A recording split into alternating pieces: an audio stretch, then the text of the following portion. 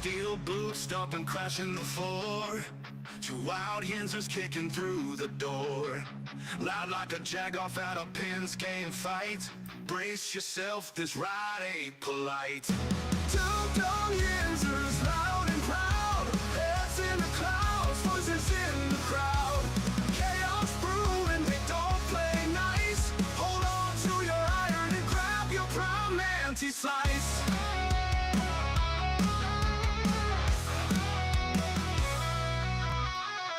Tales from the burg with a hint of mayhem. Pierogi powered, nothing can constrain them. Knocking back stories like an icy cold brew. You never know what these two might spew. Two dumb Yinzers, loud and proud. Heads in the clouds, voices in the crowd. Chaos brewing, they don't play nice. Hold on to your iron and grab your prime anti-slice.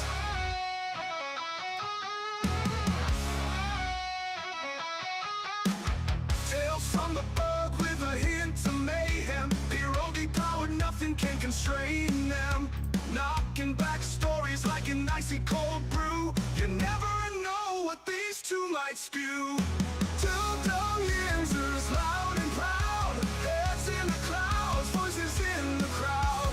Chaos brewing, they don't play nice. Hold on to your iron and grab your prime anti-slice. Rivers collide where the laughs always flow. Black and gold thunder everywhere they go. The madcap kings breaking every mold. With two dumb Yinzers, the stories don't get old. Two dumb Yinzers, loud and proud. Heads in the clouds, voices in the crowd.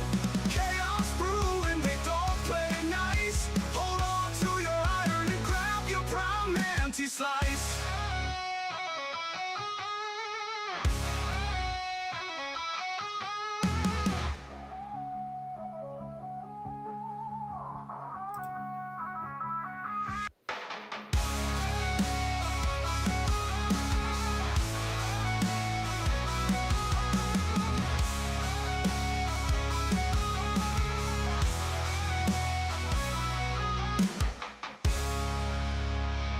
Hey, everybody. Welcome back to the show.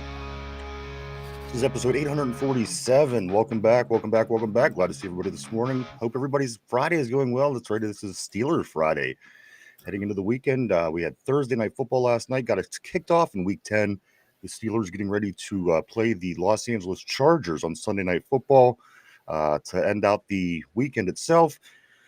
Steelers are at this point, they are 3.5-point underdogs going out to LA to start to play this game in week 10, Mike. Sunday, 8:20, Sunday night football. The Steelers haven't had great success on primetime games as of late. They're looking to turn that around and right the ship and get back at it, get back in the win column. So I'm ready. I'm ready. I hope the Steelers are as ready as I am. Me too. And after last week, they should carry that momentum forward, because you can go on a little run here, beating one of the best teams in the NFL, beating another really good team, a team that people thought would make a deep playoff run. Get these wins against quote unquote quality opponents. Get yourself up for when you get into the big game matchups against Buffalo, Detroit, and maybe even the Ravens, because the Ravens are still a big game division rival, and they do have two-time MVP Lamar Jackson. So let's go, boys. Get locked in on this game and just keep doing what you're doing, man. Keep playing well. Absolutely. I do want to say good morning to everybody on the board. We do see, I'm going to be with you in just 1 second. Hope everybody's doing well on this Friday of November 7. Good morning, everybody on the board. My board is working today, Mike. Miraculously, I didn't touch it, so whatever happened was beyond anything that I did or could have done. Yesterday, it didn't work. Today, it works. It be what it be. Good morning, everybody. Bingo, what's up, bro? Bingo was in the house first. I know that he was here. Bingo says, how did you get Nickelback to do your intro music? Listen, Nickelback wanted to do our intro music. They begged us to do our intro music, and we said, I tell you what, you can make our song this time, but don't try to make it a habit, all right? So there you go. That is that. Tortilla says, I'm taking my talents to Penn State. You're one of the really, Tortilla. This is how we're starting the day, Tortilla. This is how we come flying in, hot and heavy. Finch, what's up, dude? Finch says you better watch your ass. Penn State, literally. Watch your ass at Penn State, literally. You know what, Tortilla, you don't make the list today, but Finch, you do.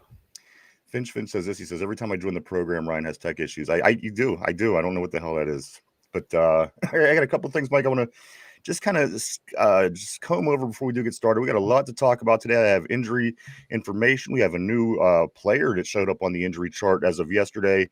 We're going to look a little bit more into this Charger team and see what we're actually up against. We've talked about the topical subjects with tackles being injured, running backs being injured, but this team still does have a really good defense, guys, and this should not be by any means an easy game. This team is right in the same tier that we're in, I do believe, and I do think that it's going to be a difficult game for both teams. For whoever wants to win this one, it's probably going to give you the heart attacks. It's going to do all those fun things that Steeler games bring us, as they bring us cheer, as they do every year. Good morning to Field is still on the board, my brother. How you doing, sir? He says, cheers what fans? And that logo, it's kind of throwing me off this week because we are playing the Bolts. So the Watt and the Bolts logos are a little confusing, but you know what? I usually know enough. Phil's talking about what. So, guys, a couple of things I do want to get into today. Of course, do not miss. It's coming. It's coming. It's coming, guys. That's right. Sunday night. Don't forget, we are doing the live reaction for the Steeler game. Even if the game's on, and you're intent, you're focused on the game like I usually do, just turn us on, hang out, listen, and we'll do our best to not get on your nerves. Again, it's a new thing to me. I'm 30 years old, and my whole life I've always sat there focused on the TV. Everybody talked us into this, so we're gonna give it a try, guys. I hope we get a nice turnout, and like I said, we'll come and do our thing, and hopefully it all turns out well. But that is Sunday at 8:00 right here. If you have your notifications on, they will certainly remind you. But if not, a little bit before the game kicks off at 8:00, we will be going on right from Finch's studio. I'm really excited about this. Finch will be there. Dorothy will be there. Mike will be there. It's going to be a whole lot of fun. We got a lot of things planned and a lot of interesting and funny things also coming, guys. So do tune in Sunday night. Hang out a little bit for the Steeler game. Be a lot of fun. One thing I want to I have to tackle, Mike, but I don't want to. It's Friday. We're heading into the weekend, and I did not want to tackle this time of day. Let me just get Mark real quick. Mark Malone, what's up, bro? Mark Malone says Trey's re-injuring his hamstring, rehabbing his knee. Finch also says, I am so pumped for this Sunday with my pals. Guys, one thing I do want to get into, Mike, and like I said, but it's Friday, and if I didn't get into this now, then it would go into the weekend, and I don't want to do that, especially the show, on Sunday night. So Derpy, I don't know. Come on, we're trying to do these picks, and he knows every Thursday that we do these picks. He's only been doing it for about 3 seasons, right? So yesterday he's like, "Oh, I can't make it. I don't know what's going on with him." But that's fine every once in a while. But and then he just sooner to send his picks by phone, and I don't. That's not by carrier pigeon. Well, here's the thing: it's not doing anything for the show. You know what I mean? Without Derpy actually being on the show, his picks are kind of irrelevant. You see what I'm saying? It's a show. So the best ability, Mike, is always availability. So I'm kind of torn on this one, and I don't know what I'm going to do. I because we just did this 3 weeks ago. I thought everything was clear. I thought everything was going to be fine. Yeah. I thought we got it fixed. Where do you lie? What side of the fence do you lie on? Like, do you think we should disqualify him again and just keep taking his picks away when he can't? And again, listen, if you get a hold of me, I'm not an asshole. Get a hold of me and say, listen, dude, this is what I got going on. I got to work, whatever the case may be. Yeah. And believe me, everything is fine. Believe me, no problems. But again, the last minute, every day on pick day, I don't think I'm going to be able to make it. Listen, I don't know what he's got going on. But Mike, what do you want to do with his week picks? Do you want to just discard them, or should we add them on and include them? I'm torn as well, because me being vindictive in my hatred of Derpy deep down into my soul, I say we, not just banish his picks for this week, but for the whole year. But I know that's a bit harsh. That is a bit harsh. I like the little fella. He may drive me up the fucking wall, but I love the little fella. But I think this week's pick should be null and void, kind of like, when he kept changing his Steelers picks against, whoever, blah, blah, blah, so he can get the win and I can get the loss. It was a little tricky, a little shady on his part. So you're taking the revenge route here? Yeah, I'm taking the revenge route. I think all picks this week need to be null and void in his and I's head-to-head competition. The thing is, I don't want to not include him because, he's on the team. Well, he's just being excluded for this week. That's just I'm just speaking my piece, Your Honor. And I apologize, everybody. We're getting ready to kick off the show. I just had to tackle this. I just couldn't let this go into the weekend, guys. But I just wish I knew what to do, Mike. I just wish I knew what to do with this guy. I don't know what to do with him. If something could just tell me. Yoy, Whoa. everybody. Good morning, my friends and gentlemen. It's so nice to see you today. Myron, how you doing, my man? We didn't expect to see you today. Yes, well, Halloween just happened, so I had to do my thing. I had to go to the Rooney residence. I had to haunt a few people. I had to do the whole thing. You know how it goes at this time of the year when you're a ghost. It's really hard to be a ghost. That's just too much to talk about, Yoy. Let's talk about something else here. What's going on, guys? We agree with you, but the only thing we're really talking about, Myron, and again, we're trying to figure out what the hell to do with Derpy. I don't know what to do with him, and he's missing his picks every week, and he wants to be included. But Myron, I just don't know what to do. Is that the one with no shirt? Even in the afterlife, did everyone see this in the afterlife? Well, guys, I'm a fan of the show. I watch every day. Yes. I'm bad with names. I'm old. My brain, I forget the names. Sorry, Tunch. But did thank you for that compliment. But did the Buddha go, who was stealing my body right here? Did you and the Buddha look at each other, do a double take when you saw Derpy take his shirt off? He definitely resembled the Buddha. Had the Buddha been sitting right next to me at the time, he probably would have thrown my iPad out the window, to be perfectly honest with you. Myron, I'm gonna turn to you for your wisdom. I don't know what to do about this. Mike is kind of leaning. He wants to discard Derpy's picks. I don't know what to do. Of course, you know what's going on, Myron. What should I do with Derpy? Is there any way that I could salvage this for the week, or should I just again throw his picks out and again it f's him in the long run? I don't know what to do. I don't know what to do. He's not making it any easier on me. What was his excuse today? He didn't have internet or some crazy shit.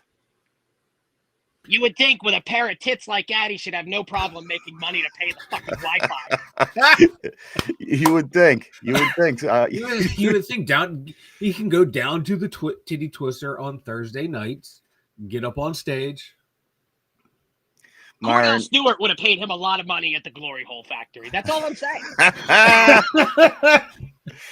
The Shenley Park special.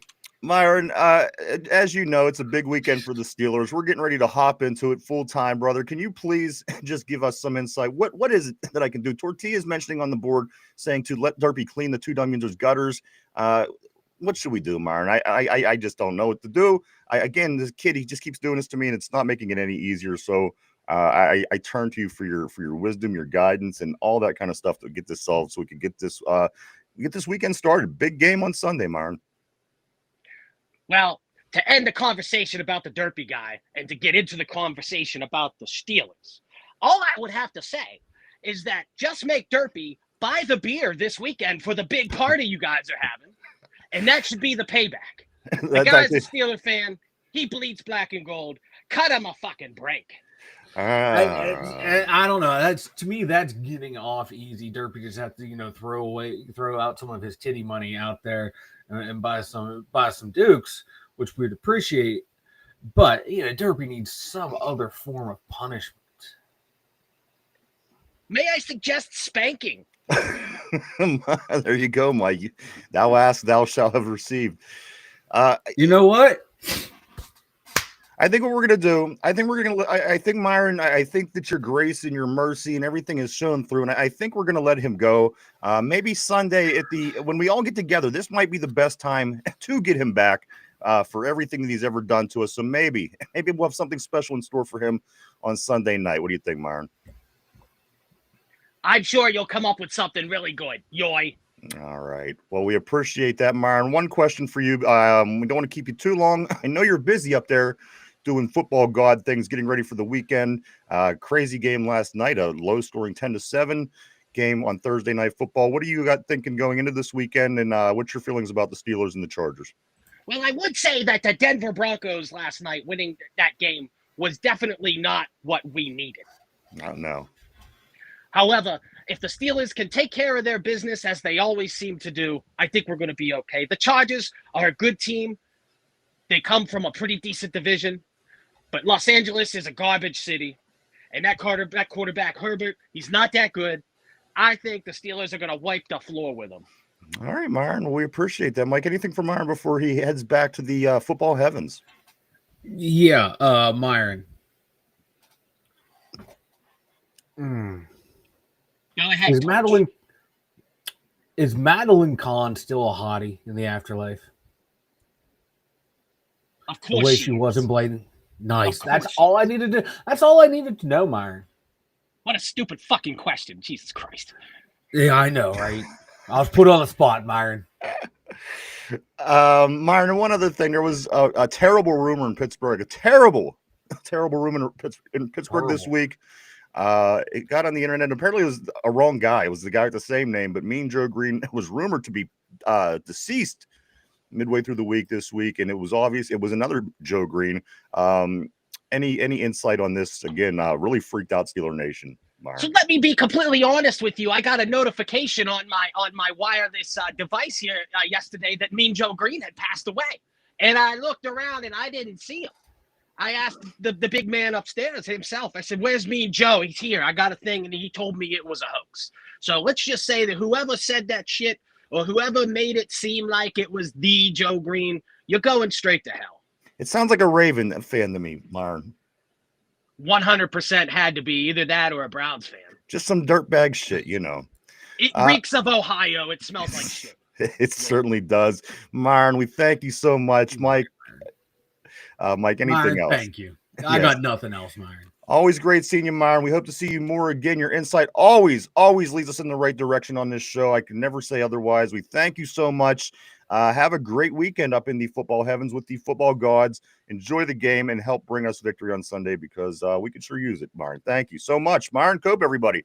Yoy, double yoy, and let's go Steelers. Here we go, Steelers, everybody. All right, Myron.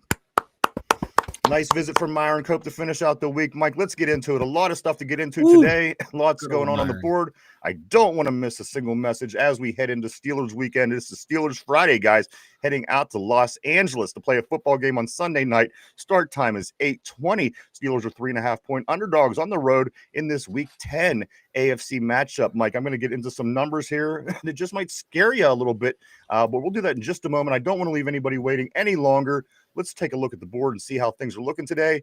I'm going to start right here on Feel the Steel. Phil the Steel says this. He says, all I want to say today is you need people like me. You need someone who can look at and say, there's the bad guy. So say hello to the bad guy. Steelers 3-2. Hello to the bad guy. Razor Ramon, right? Tortilla Jackson says this. I do want to say good morning to Tortilla. He says, say hello to my little friend, Calvin Austin III. Literally, little friend. Bingo says Steelers Sunday night winner, 27-17. It's going to be a good one. It's going to be a good one, guys. And I'm going to get into some information and some details on why this is going to be a really good game here just shortly. Feel the Steel also says if Vanilla is all about consistency and Derps isn't being consistent, then as per Vanilla's stance on consistency, no picks by Derp. That is very logical. I mean, come on, that's using your brain. Absolutely, man. I couldn't agree more. You just made the friend list. You did. We did get Mark. I do want to say good morning to him as well. My man also, I do want to say good. Okay, we got more Tortilla. Tortilla says this. He says, it can't be that hard to be a ghost. I just watched Slay stumble around every week. Tortilla wants a vote on it. He wants a vote on it. If it would have been down to just merely us mortals, I would have certainly went with the vote. But being that Myron did pop in, I'm leaning that way just because. I mean, how do you when you need the football gods coming into a Steeler weekend? I just don't know how. I don't know how I could turn away from a football god. But I promise you, Tortilla, the next show vote, the next anything that comes up is the debatable, which could also easily be on Sunday evening. Don't forget to check us out as we are doing the Steeler reaction, 8:00 right here on Sunday evening. Let me move on. Tortilla says this: make Derpy clean the gutters at the Two Dumb Yinzers. I think that's actually a really great idea as well. Feel the Steel says this: Myron, what's up? Hey, Myron, Dick LeBeau was there in the Berg last weekend and gave Teflon Don a couple of schemes versus the Colts, and it worked. You think Mount will stick with that during what LeBeau taught him? And I wish I would have caught that. I could have certainly asked him on that one. Yinzer Joe, Yinzer Joe, what's up, dude? And I do want to say welcome to Yinzer Joe to the CBS Pick'em. I do notice yesterday that Joe hopped on. I want to say good luck to you, my friend, and you're off to a good start. Everybody won week 1 on the CBS Pick'ems last night by taking the Denver Broncos. As I started to root for the Raiders halfway through the second quarter when it was still 7-0 Raiders, I thought, you know what? We'll take the help if we can. I don't mind taking the L on the board if I get a win in real life with my Steelers. But it didn't work out that way. The Raiders stink. They ended up losing 10-7. Broncos didn't have a first down like almost all first half. It was a ridiculously boring game. And if anybody wants to throw that team and even our tier from what I seen last night, I don't even think that's accurate, to be honest with you. Somebody else from that AFC West should be the leading front runner. Chargers, maybe Chiefs even. So Denver, Paper Tigers. Denver was not very impressive at all. But Yinzer Joe does say this. He says, "Hey, yo, Yinzers, happy Friday. Happy Steeler Friday to you, my friend. Always great seeing you. And again, welcome to the CBS Pick'em. Good luck." Phil Steele says this. He says, "There you do it. Derps do a beer run. You can." That's what I'm thinking it's going to be. I think he's going to get the beer Sunday. And also, Mike, I have some other ideas for Derpy as well. It's and you know what else I did? I went over to a couple reaction shows while the game was on last night just to kind of see what's going on with these things, because we never done one. And I promise you, ours is going to be better than anything that I've seen so far. I'm just saying. Maybe expect the unexpected. I'm just going to leave it there. But everything that I seen last night, I was bored with. And I said to myself, God, if we're this boring, just fucking shoot me in the head. So I promise you that Sunday will not be one of these boring reaction shows that people have on during the NFL football games. It's going to be worth your admission once again, guys. So do stop by Sunday evening and check us out right here, starting at 8:00, getting ready for the kickoff at 8:20 in Los Angeles versus the Chargers. Phyllis Steele says Derps cream pie Sunday. Hey, you never know. You never know. The cream pie gained a lot of momentum, and we didn't get to apply it last week, guys. The cream pie was put to waste. I don't like to waste the cream pie, so maybe you don't. No, maybe he might. Not good to me. No. Just saying.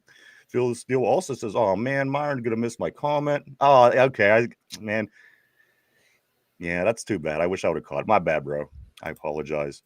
Tortilla says Derpy would probably still fuck up in a beer run and get White Claws. I will kill him if he gets White Claws. What was it when we were younger? Zimas was the White Claw of our time. Phil Steele says, "Yoy." Tortilla says, "In Myron we trust." That's right, man. Finch says Derpy should definitely clean my gutters on Sunday as a punishment. I love that idea. Finch, if you could catch Myron on the way out, maybe see if he could answer Phil's question from earlier on the board. If you could catch him, I don't know if you can or not. He's ghosting. Tortilla says, on the second thought, Derpy would probably accidentally pull the gutters off the house. We're going to need a sturdy ladder. Maybe Mike will hold the ladder for Derpy. Yes, and finally, Yinzer Joe says, on the pick, my name was wrong. Any chance it's gonna make it Yinzer Joe?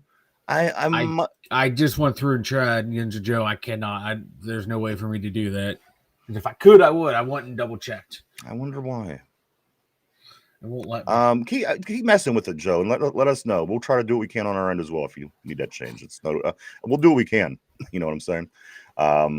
Mark Malone, he remembers. He remembers the Zimas.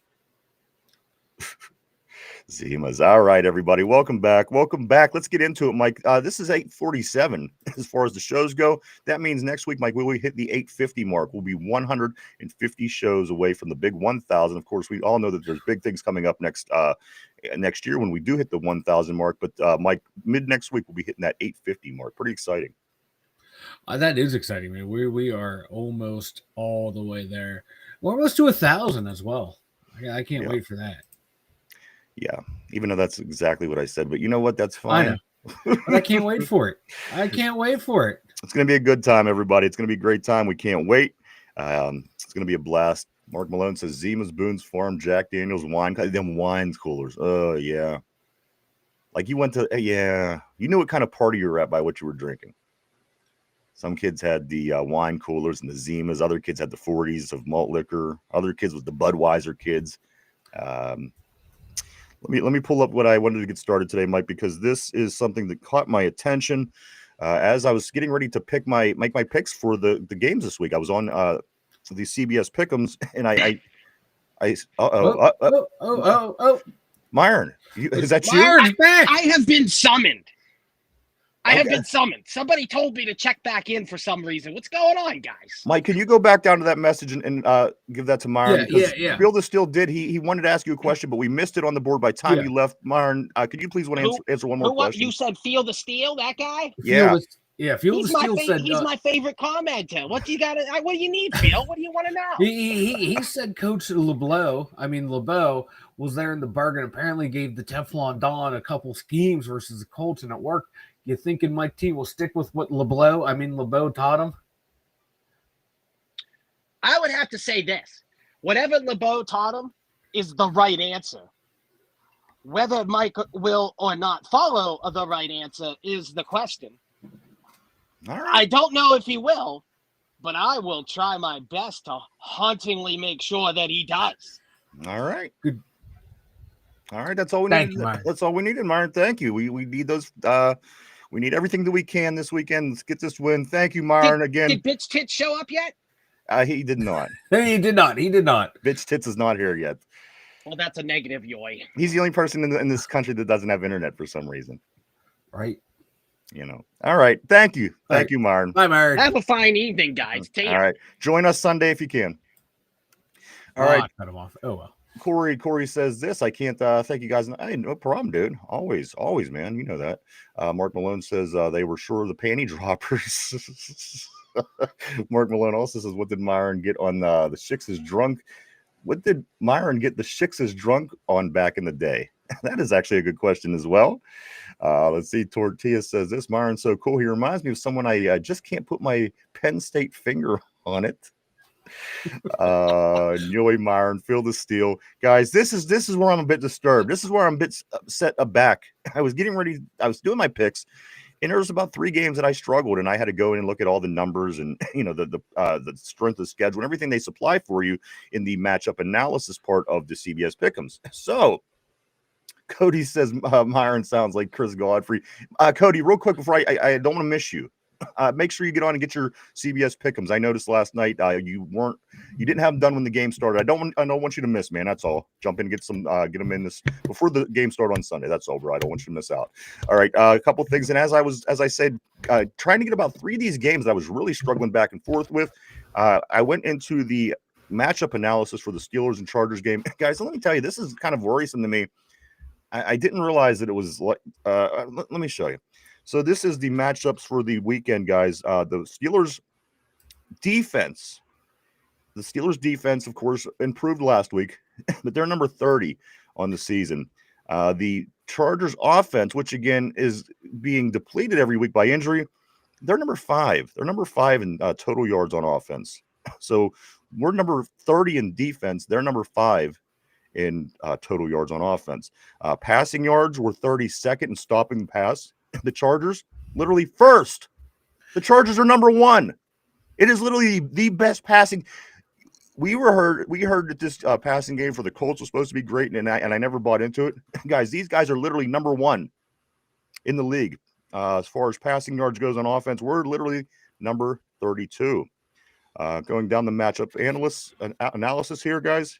The Steelers defense and rushing 14. The Chargers, they're 10 on offense and rushing, so kind of even. And then also points given up, points for the defense, 21st overall, and the Chargers offense is 17th overall. They're not putting up a lot of points. However, they can move the ball, obviously, by the way of the air. So, a few things have to be done, and we'll get into that to make sure that that doesn't kill us. Now, let me hop over to our offense and compare that to the defense of the Chargers, according to the matchup analysis, guys. This is what it says. The Steelers' offense, total yards, 28th. Our offense is 20. Our defense is 30th, and our offense is 28th. Offense is 28th, guys. We're putting up about 288 yards a game. The Chargers' defense, 6th. 6th. We knew the defense was good. We knew they had some studs over there. But, guys, again, our offense, 28th overall. The Chargers' defense, 6th overall. Passing yards, our offense is 23rd in the league. Averaging 213 yards a game passing. Mike, the passing defense of the Chargers is 4th. Oof. 4th in the league. Rushing yards, Mike, we are 30 with 87.3 rushing yards per game. The Chargers defense against the run is 17 overall, giving up 109.7 rushing yards per game. And finally, Mike, our offense is 12th in scoring in the league with 25.3 points per game. And the defense of the Chargers is 11th overall, giving up 21.4 points a game. So what this tells me is it's a beatable team, because, again, there's a lot of things we already know, we've already talked about, we've already discussed on what's going to happen and what's more than likely going to be needed to be done in order for the Steelers to win this football game. But as I said, I went in as I'm trying to just fine-tune my picks last night, and I come across the matchup analysis for these two teams, and some of these numbers are worrisome, Mike. And let me get to the few that right off the top catch my attention. The passing offense for the Chargers, first. The passing defense for the Steelers, 32nd. Now, my question is this, or my concern at least is this. We already figured out when we were able to play our defensive style as we did last week, and we were able to not have our feet, not to be on our heels all game as we were the two previous weeks, we look like a pretty good defense. When it goes the other way, and they, with the quick passes and everything we've seen from those two previous games, Green Bay and Cincinnati, not so good. But here we are coming into this game, Mike. They're 1. We're 32. Yes, the injuries certainly are going to play a part of this, certainly keeping Herbert off the ground. But isn't this one of those kind of games where it's like, oh, Herbert's been sacked 53 times in the past 2 games, and now the Steelers haven't even got to him once in the third quarter. Yeah, this has that feel to me. Mike, how is this game going to play out? How is this going to play? Because, again, these numbers, they show that the Chargers have a slight advantage in a lot of areas, but, again, they have a lot of injuries that affect their offense. In my opinion, it's going to give them problems when they're trying to score. They only won 27-20 against Tennessee last week. Tennessee, again, is a 1-win team. Mike, what is it we're going to have to do to make sure we don't lose to this team, who I think that we're probably better than, who I think that we could probably beat? But these numbers here, by the the sheer bad defense we've played for a couple games, puts us in a bad spot. Mike, is there a chance that we win this game? And how do you think we should go about doing it? We got to apply pressure. You know, they're a really good passing team, like you said, number 1 in yardage. But once they get pressure against them on their offense, they drop down to the number 17 passing offense in the NFL. So they have to find ways to generate pressure, whether it's the 4 guys up front, sending a 5th guy, disguising blitzes that you can peel back into coverage. So guys up front on line getting confused, and you get pressure on Herbert that way. They have to get pressure on him because they drop to a below average passing attack, and we have to guard that intermediate passing area. We're still one of the worst teams at the intermediate passing.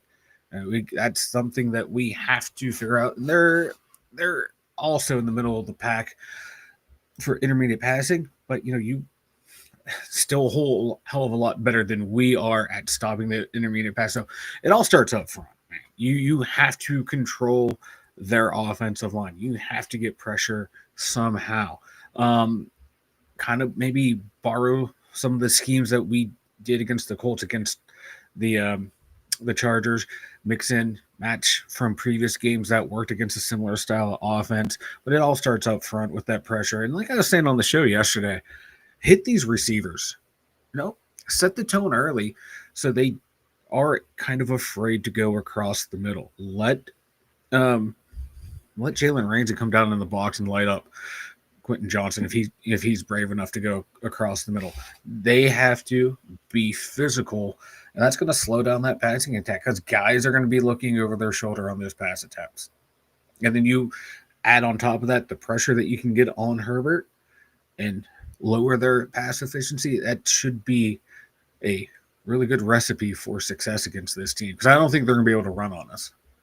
Let me ask you this. Here is a double-edged sword because on one hand, when our outside linebackers, aka our pass rushers, are able to freely, have a little bit of time, 2 extra seconds, let's say, that always is going to give you, that extra time to get to the quarterback. But now, with the injuries that the Chargers are obviously dealing with, is it going to be a little bit easier, do you think, for our outside linebackers? Again, Alex Highsmith coming up with two sacks last week. And then again, TJ Watt, the numbers aren't what you want them to be this year. But at the end of the day, he is TJ Watt, and it's still anything could happen through the course of the game with this guy. So do you think that this is going to give us an advantage? Or do you think that they're going to find, are they going to be successful trying to find a way, Mike, to keep that at bay? Because again, this team likes to pass. They obviously don't run that well. Their 2 starting running backs are out for the year.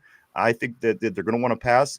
Are we going to be able to pursue their quarterback in a way that our linebackers could cause mischief? Or is this going to be in one of them games where they just get it figured out enough to keep us out of their faces and able to kind of impose their will in a way? Again, I know they have a lot of injuries and they're going to be behind the 8 ball in some situations. Yeah. But do you think our outside linebackers are going to be able to outperform whatever it is they throw at us to get back to their quarterback and cause some mayhem? I think so because they're 2 all-world tackles are out hurt. You got a bunch of bums and a has-been backing up or starting in their place now. Watt, Herbig, Highsmith, if he's healthy and playing, should be able to cause some havoc. And their interior line is not as banged up as the outside, but are they going to have to keep a tight end in? Are they going to have to keep running backs in to go after those guys? Are they going to design their line to shift the guards over? And that's where Harmon, Benton, and Cam Hayward need to have monster games in the middle to allow those two to 3 outside backers to go out there and fly around and play the way they did last week, causing havoc all over the field. I think more pressure's on the inside guys than the outside guys. The inside guys can get pressure. They have to change up some of their blocking, block down, start leaving those guys on islands or putting more guys on there to where next thing you know, they're only sending 2 or 3 guys out in pass coverage, and it makes it easier on the back end.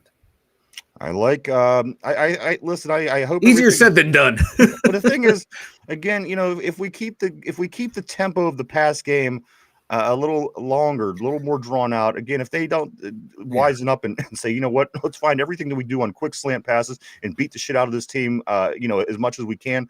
I think we're going to be fine. And again, I think it's going to be a good game. I think we ultimately win. It's going to be, heart attacks and everything else through the quarters as it usually is. But Mike, let me start here. I want to get into the injuries. A few big stories actually broke out between yesterday and today, so I don't want to miss out on anything. Let's get through the injuries here first before we move any further, Mike.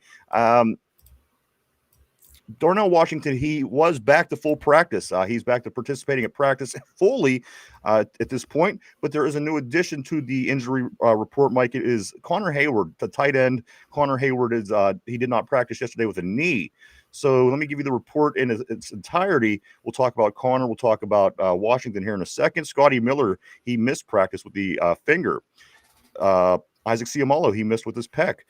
Cole Holcomb, he's still out with his illness. Corey Trice, of course, he's back on the injury reserve. Somebody asked yesterday, he is on the injury reserved again. And then Jabril Peppers, he did not practice again with this quad. And then, of course, Connor Hayward with the knee, the new injury. Some limited practice was Cam Hayward with a rest day yesterday. Alex Highsmith with an ankle yesterday. It was limited. And finally, full practice. Again, no surprise, Will Howard is back at practice fully. Jonnu Smith, after having a rest day. Chuck Clark after the illness. They're back. And finally, Darnell Washington, yes, is healthy, guys, and was back full at practice yesterday. I expect to see the big guy. Mike, we tease and we go on about Meatwad a little bit and him being kind of the dumpy little brother. Yeah. But at the end of the day, the guy will make a big play when you need it. You put him in a tush push. He's very, he's a little baller. No two ways about it. He's not your everyday guy, but he's that scrappy little shit that gets shit done that most people don't want to do. Mike, are you going to miss Connor Hayward if he doesn't see the field tomorrow or Sunday? I'm sorry. Probably. Like if he wasn't Connor Hayward's dopey little or Cam Hayward's dopey little brother, he'd be one of those guys I root for on the end of the roster. Because when he's made good plays ever since he's been in Pittsburgh. He jet sweeps for touchdowns or first downs on those gadget plays under Matt Canada. Makes little plays here and there. He wasn't Cam Hayward's brother, you would root for him because that scrappy little guy at the end of the roster. But he does make plays when called upon. Made some key plays last week against the Colts. Big special teams play on a tackle, recover. Got a touchdown a couple weeks ago. So I think they will. If they need that little spark, that little thing. Who is the utility knife if Connor Hayward doesn't go? Gainwell? I mean, who do you go with in that situation? Say you need a tush. I mean, again, these I don't know who you go. He has the scrappy job. That's his job. He knows that he's good at it. And again, I think if you don't have him, there's a good chance that you can miss that if it comes to that situation where you would need Connor. But again, let's hope if you need the tush push, maybe Jalen Warren. Those powerful little legs, and just let Darnell push him from behind. I do want to say this: a new chart does show that Jalen Warren, guys, is the hardest running back to tackle in the NFL. This was a chart by some NFL folks, I guess, Mike, and they said that Jalen Warren is the hardest running back to tackle in the league. So I like that. I don't mind using him in different areas because the guy is strong as shit, dude. Yeah. I like me some Jalen Warren. So hopefully, again, Mike, hopefully it doesn't come to that to where we're gonna say, God, I wish we had Meatwad. Right? Who would have thought? And good for him for making I guess us miss him, but Jalen Warren, man, on a lot of those advanced analytic stats, like yards after initial contact, he's always up there in like the top 5. It seems like and hit behind the line of scrimmage and then gaining plus yardage. He's always up there in those metrics too. He is a beast, man. Hard to bring down. I love him. What's not to like about him? A couple more things, guys. News transaction-wise, as far as personnel, DeMarvin Leal released again by the Steelers. Was here quite some time. Didn't really make any kind of impact. Released, brought back, released again.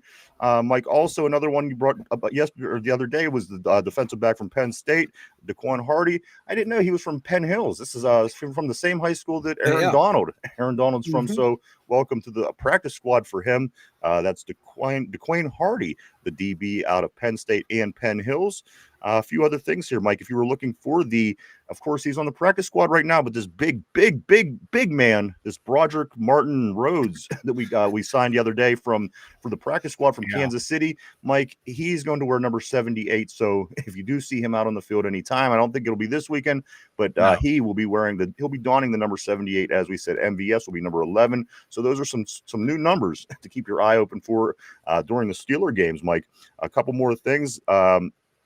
Mid-season All-Pro team, Cam Hayward. That was the Steeler that made it. Cam Hayward. Reputation matters a whole hell of a lot. Reputation matters, absolutely. And finally, he's having a good year, so I'll let it slide. He's having a decent year. I'll let it slide. And finally, Harmon, Black, Bruner, and Sawyer were 4 Steelers named to the mid-season All-Rookie team. Jack Sawyer, Bruner, Y.A. Black, and Harmon. What's Bruner's son's name? Cody? Carson. So those 4 young gentlemen, those 4 rookies for the Steelers, they made the mid-season rookie team. I don't know these may be PFF, something like this. But anyway, that's good to hear. They're recognized. Your rookies are recognized. Yep. And again, Cam, it must be PFF because if Cam is the only person making the All-Pro team, I'm sure it's not a Steeler fan. I don't know, man. That one outfit that had him as the number 2 player in the NFL behind Lamar Jackson. Yeah, come on. Like, I want to go to their office parties because I'm sure they got the good drugs. Jesus. Finally, Mike, I do want to say this before we get back to the board. I mentioned yesterday that Alex Highsmith did win the Defensive Player of the Award. It is the AFC. I don't know if I cleared it up. Yeah. Somebody said to me off the air, they said, was it the AFC or was it an overall? It was the AFC Defensive Player of the Week. They do it for both offense, defense, special teams on both NFC and AFC, and Alex Highsmith was the Defensive Player of the Week in the AFC this week. Mike, let's get back to the board. A lot of good stuff is coming through. Again, we don't want to miss anybody on the Steeler Friday heading into the LA Chargers game. Mike, again, over half of the tickets being sold, reported by TickPick. That's right, TickPick. Mike says that 51% of the tickets sold as of yesterday was Pittsburgh Steeler fans. So you can only imagine that number is going to increase as we get closer to the game. 51% as of yesterday. By way of TickPick, Mike says that Steeler fans are going to be taking over in Los Angeles. So let's hope that happens. And you know what? We play really well when that happens too. You head out west, you get Arizona filled with a Steeler crowd. We always play well, so I don't expect to be any different in Los Angeles on Sunday evening. Let's get back at it here. What do you say? Let's do it. I know exactly where we're at. Right here. Finchy says, Mark, I'd assume Mickey's Malt Liquor or Colt 45. my malt liquor of choice was Mickey's Big Mouth. It had the bee on it, had the bumblebee. Me and my friend would always get it was because it was $2. All the other ones were $2.50 and $2.75. Mickey's Big Mouth, $2. So ours was over in Ohio. It was Mad Dog 2020. And this drink we would all, I don't know if it was the actual name, but it was like, everyone was like, hey man, did you bring the cold duck? Like, okay, yeah. What are we drinking? Cold duck. And we would just pass around this bottle of like malt liquor / champagne / who knows what the fuck it was in the bottle. I don't know. It was just, you bought it at the gas station. Everyone called it cold duck. I have no idea what it was, but we just bought it at the gas station. Cold duck from the gas station sounds fantastic. Yeah, right next to the Mad Dog 2020, man. You just walk right in and grab it. You know, good old party, man. Hey, the rabbi, he go buy your shit. Mark Valent says, "Dang, I know he was I know he was Jewish, but do you think he was that cheap?" Damn. Corey says, "Let's remember that everyone said we had the worst defense almost, and the Colts were going to run all over us. Didn't do that. I don't pay attention to that. This will be a game that Aaron Rodgers throws for 300 yards. And my only concern is, I just didn't think the Colts were that good. Hey, matter of fact, you want to know how not good I think the Colts are? I picked Atlanta to beat them on my CBS pick'em. That's me sticking with my guns. I honestly don't think the Colts are that good at all. And in Atlanta, remember they won a couple games they shouldn't have won earlier this year. So they're very inconsistent. If you look at Atlanta, they beat Buffalo one week and then they got shut out 30-0 by Carolina the next week. So for that reason and that inconsistency alone is why I took Atlanta over the Colts. Just because look, if you look down their schedule, Mike, the games that they won, the games they lost, is very, very, very inconsistent at best. I think they're 3-5, but nonetheless, the wins were, what's good, fellas? Vegas, always great seeing Vegas. Tortilla says if our defense really wanted to step up, they would jump Thornhill in the locker room. Mark Maloney says, we're the backup O-line plays like Hall of Famers for the one game against exactly. That always happens to us. I don't know why. I assume it only happens to us. I notice it more when it happens to us. But I noticed, that, and like when I watch hockey, like that goalie you never heard of, called up from the minors to minor leagues from Eastern Siberia, pitches a shutout against 5 Hall of Famers. One of my biggest heartaches of my life was this situation, Mike. It was back in the late 80s. We were playing the Flyers. Penguins were, and they were game 7. They were starting. Ron Hextall was out. And they started Kenny Reggett. And I was who the fuck was Ken Reggett? At that time, Ken Reggett was nothing. And I thought, you know what? We got this. All we have to do is win one game. All we have to do is beat Reggett. We've beat Hextall for 3. Kenny Reggett came in and stood on his head and annihilated us. They eventually got knocked out by Montreal in the 3rd round, and Montreal ended up getting beat by the Calgary Flames in the Stanley Cup that year. I can remember very specifically because it was an early heartbreak in that capacity. Yinzer Joe says, okay, yes, we'll still work on that, man. We will still help on that as well. I want to get you where you are. I understood what you're saying there, Yinzer Joe. Tortilla says Steelers are 4-2 in the month of November against the Chargers. That's good. We'll take it. Yinzer Joe also says, here come the quick slants and deep balls. If the Steelers cover well and make Herbert hold the ball, I think that's listen, that's the game plan, in my opinion. If I'm the Steelers, that's the game plan. You got to make sure that they're back there for more than 2 seconds. There was just no way for our front 7 guys to do anything for 2 straight games. And if your front 7 guys are ineffective and they don't do anything for 2 straight games, not by all the fault of their own, it was a very smart game plan that was ran against us. Like, you're basically having secondary guys cover, and everybody else is getting very little production. Yeah. That's not good for a team. And if you want to win, that can't happen. So again, let's hope. For one, we have to hope. Let's hope that they don't adjust their game plan like this. But Mike, if they do, we have to figure out how to stop that particular the quick passing. But let's hope they stay. Harbaugh's smart, but is he stubborn? I don't know. Let's see if he's stubborn or smart more, because I think if he's a little less stubborn, he might play in that what actually works against beating the Steelers, opposed to just coming out and doing what the Chargers do. And very similar to what we do, Mike. Very similar to what we do. Yeah. Because Herbert is 6th in the league at 2.92 seconds time to throw. That is 6th lowest. And he's under pressure 43.4% of the time. And that is number 3 in the league. So a lot of things in the Steelers' favor for the pass rush, and should help on the back end. Because, we got guys who are quick up front. And that's key. If you can get back there quick, man, mess up that rhythm, that can help. So hopefully, like Mark Malone saying, these guys do not play like, Orlando Pace and, Kevin Munoz on the offensive line up there. They need to play like the hammer and eggers they are for us to have a chance.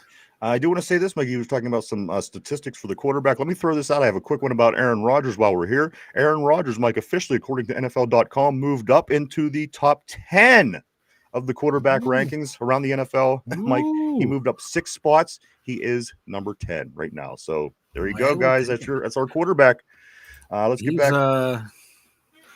He's 4th in touchdowns. Yeah, dude, he has 17 touchdowns. Come on. Yeah, 17 touchdowns, 5 picks, quarterback rating of 103. You figure halfway through the season, which is where we're at, Mike, that's going to put him at roughly 34 touchdowns on the year. So we'll take that. Yeah. Far cry from anything that we've seen here in quite a few years. Right. Corey Beaver says Tortilla with the deep dive.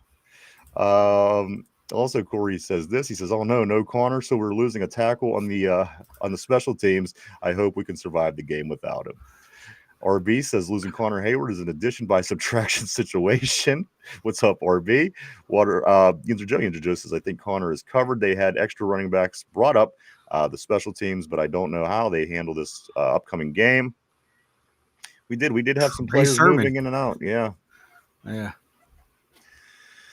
Also, Somber, what's up, bro? Somber says, just have Darnell pick up and throw Calvin 5. I know. I wish they would. That'd be great, man. And it would be just one of them things, how you just kind of used to seeing a person pick up the weight of a person and see him, but being one is so big and one is so light, he would just take off, What was it? They did some kind of AI on, what was it? I forget, a couple weeks ago, where the football went 30 feet up in the air and it never came down. I don't know if you saw that, but can you imagine seeing something like that with Darnell picking up Calvin and just tossing him, and the dude flying about 40 yards? Tortilla says, through the uprights, field goal. Tortilla says, put Howard in for the tush push. Call it the Yinzer Fister. There you go. Oh, Jesus. Little fisting goes a long way. RB says Johnny Smith averages 6 yards a carry in his career from the backfield. So, all right, that's always maybe he could do something from the backfield. I'd like to see him do something, right? Scott, what's up, dude? Scott Atkins on the terrible board. He says, is it too soon to call him Darth Ramsey? I like. That's a good name. He needs to channel that energy. And also, Mike, Terrell Austin, he would not said that he wouldn't comment about permanently keeping Jalen Ramsey at safety. Mike, he did not say that they're going to permanently do it. So I think that's a good thing in a way, just because you're leaving the book open. Of course, they're going to use him as safety. Of course, it's what's working for us. Of course, it's a winning concoction. But at the end of the day, you also leave that window open as well. I like that for my coordinators. Just because you might have to, you might have to adjust. You might have to move. The thing is, Steelers stay awfully stubborn sometimes.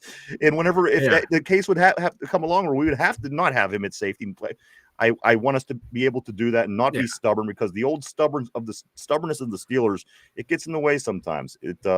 with the term you use, tripping over your own dick, because again, you don't adjust to what other teams are doing and kind of say, we're going to play Steeler football, and if they beat us, they beat us. This is how we play. Again, sometimes being the smarter team goes a long way. I think you could learn that from the New England franchise for quite a few years. Let's see. Bingo says no, Scott. It's the perfect time. Hell yeah. I agree. Like a little Darth Vader. Yinzer Joe says, were there assault charges pressed on Ramsey from Michael Pittman? No, but guys, I guess there's no better time than now to get into it. Everybody probably saw it. AB, Antonio Brown. He was picked up, Mike, on attempted murder charges from earlier this year. They finally got him. AB is in custody. Antonio Brown. I don't listen. My opinion is the guy's CTE is bullshit. I mean, he may have had CTE, but I seen a pretty reliable source, like seriously, talking about his stock and why he was in Eastern Michigan. It's basically the same reason Corey Trice had the misfortune that he had in dropping in the draft. AB with Western Michigan was a 6th round pick. Should have been better. Should have been higher. Everything should have been better for him. I guess he was a goofball in high school too, Mike. From what I'm understanding and hearing, he was just he was an idiot all along. High school, same thing. He would have got a better college. He would have been drafted higher. Everybody knew he was nuts. But I guess, as you always said, Mike Tomlin did a very good job at keeping him quiet in a sense. And it just got to a point where people like that, you're not going to be able to keep down forever. He eventually, who he was shown. And again, Mike, the scoop I'm hearing again from a pretty reliable source is that he was always a nut, even in high school. There's reasons why things went the way they went for him all the way up to the NFL. Yeah. Oh, yeah. Even, before, he became really big and had these outbursts, there were, rumblings. He'd always call himself Mr. Big Chest. People are like, who the fuck are you talking about? I'm talking about me. His alter ego, him wanting to get that 5 catches for 50 yards and just saying weird things to the media, filming the team. When Tomlin gave the speech about, it was about New England after they won New England, and AB was live streaming it to Facebook, so everyone was able to see inside the Steelers locker room what was going on. He's always been like this. That perfect hit is just, people are wanting to use that to excuse his behavior. Absolutely. No. And there are articles dating back, like you said, all the way to his high school and college career. And this is why he had to go to Western Michigan. It's why he was a 6th round draft pick. Now, he's always been a weird guy. And then, money, fame, and status, when you have that money, fame, and status, what are you going to do? You're going to highlight the worst of your personality. You're going to live it to the fullest, and that's what AB did. And, just saying he got hit in the head a bunch of times. Yes, that's not helpful. It's a factor, but you can't just use that as a crutch. Now, if you were always there's no stories about you ever being like that, and then that happens, that's probably a good indicator. But if you've always been that person, you can't use that as an excuse. So there you go, guys. Antonio Brown, he has been arrested, taken into custody on attempted murder charges. That's never good. So I got to be honest, who didn't see something similar to this coming along? I mean, everything that I've seen from the guy certainly leads to a bad ending, and it's unfortunate because I don't know the guy personally, but what I do know that he was a great football player when he was here, and that's all I have to go by. So I wish him the best. I don't, he's out of our hair. He's somebody else's problem now. But I don't know. I feel for the person who he tried to kill as well. So again, I hope the situation gets worked out for the best, and everything happens it's supposed to happen. I guess that's all I can say. Let's get back to the board here, guys. But hey, B, huh? Hey, B. Tony Toe Tap. And I remember he was out of the country for a while. Was that? They caught him in. They got him either in, I think it was Dubai or the UAE. Yes, it was I can't remember which one. Yes. Yeah. AB. Let's go right here. Tortilla says, no, if they couldn't charge KZ, they can't charge Ramsey. He almost took that dude's head off. Scott Atkins says this: Steelers need to get the ball too. The receivers in space over the middle. I don't care if it's a tight end or a wide receiver. Those plays, if hit and stride and scheme up right, it really worked with TK Metcalf and a couple other players throughout the course of the season. I would like to see it because a lot of times when we do have that work for us, Mike, it works for long gains. Yeah, and again, this is something that we've been killed with over the years. Why now we're just starting to incorporate it into what we do. But when we do use them quick slants and they work, and Aaron hits them guys right in stride, man, it works, right? Yeah. And you can't have the drops the way I think like DK had a big one. What I think was against the Bengals and the Packers. They hit him in that quick slant. He had nothing but daylight if he catches it and clangs it off his hands, and it was a drive killer. So like they're trying to hit him, but like they said, keep feeding across the middle because you got guys who can make big plays. Him, Calvin Austin's not afraid to go across the middle on those. Muth up the seam. Maybe Jonnu Smith on some of those as well. You got guys to do it, man. Scheme them up and use them. All in, baby. Every week, no game is bigger than the present. And, I always say when it's game time, you play 17 of these fucking things. All hands on deck. Everybody be ready. Let's go to LA and get this win. Cody says, can you only get those Dukes in Pittsburgh? What do they taste like? You know what? That's a very good question. They're good. But I know that right now they only are in like the Pittsburgh region. Right. They were out of the Pittsburgh region, and then the company itself under another name went out of business and then came back. So I do know that right now it's not as far out as they would like it to be. And I think moving forward, you will see that. But keep your eye open, guys. You can check the beer distributors, even check around on the internet. Because again, under the new ownership, Mike, I do know that they are starting to expand out again. So I hope you get to try some soon. I really hope you do. They're good. They're crisp. They're smooth. Taste to me, at least on my palate, I like a slight hint of citrus. Like whether it be like I think it might be like a lemon kick, but not like real bad. It's like just understated, and it sets the whole thing off. First time we bought them, I drank like 6 in a row. Dude, first time we had them, like I took a real big chug. I'm like, oh, this is good. And I just kept drinking. And I'm not a big beer guy anymore. Phil still says, "Oh, Steeler Nation definitely penetrates the black hole." Ooh! And look at Derpy. Derpy's just texting me now. He said, "I'm almost ready." When did we do the Derpy bit? 1 hour ago. Yeah. But Myron talked us into not throwing his picks away, so there's nothing I could do. Nothing I could do. I have my hands tied, Mike. Tortilla. You can't kill a man twice. KZ killed Pittman long before Ramsey shit on his grave. Mickey's, the grenades. Yeah, they had the green bottle and that B, and it was on the cap, and loved Mickey's. Again, $2. Shit, that was the deal. Phyllis says that Ryan, when I did get a toe up at in high school, drinking drowns, it was all about the gin and juice and the jungle juice, I think is what you're saying. Yes. Jungle juice. And you know what's such an overrated thing is that damn Mad Dog 2020 that you mentioned, Mike. Like I every time it's disgusting, but it got the job done, bro. Isn't it like a wine? I mean, it really isn't even I have no fucking clue what it is. I just know like every time I see it, I have flashbacks. Like I want to try it, but I'm afraid. I don't think I have the constitution anymore to handle that shit. The vomiting was aplenty. I could remember that when the Mad Dog 2020 was around. Jungle juice, yes, okay, for sure. Phil Scott says this: it used to be a Mad Dog for the boys and Boone's Farm for the gals. Good times in a different time, for sure. See, all the guys in my town, they were beer guys. They got the party balls and the kegs, but me and my clique, we were in the malt liquor, So the some people, a lot of the people, majority of the people would go in the woods with their beer and their party balls, and then the collective, we'd have about 10 of us guys. We'd all be in our own location with our malt liquor, which I would have rather been, to be honest with you. Let's see. Also going forward, Cody says Mad Dog 2020. Now I know Mike is from the hood, right? Very poor town I grew up in, brother. Tortilla says you could take Mike out of the wiener, but you can't take the wiener out of Mike. No, that is not what it says. That is not what it says. I'm teasing. He says you can take the vanilla out of the hood, but you can't take hood out of the vanilla. All right. Yeah, because I scream hood, boys. Bingo says, what about Red Stripe?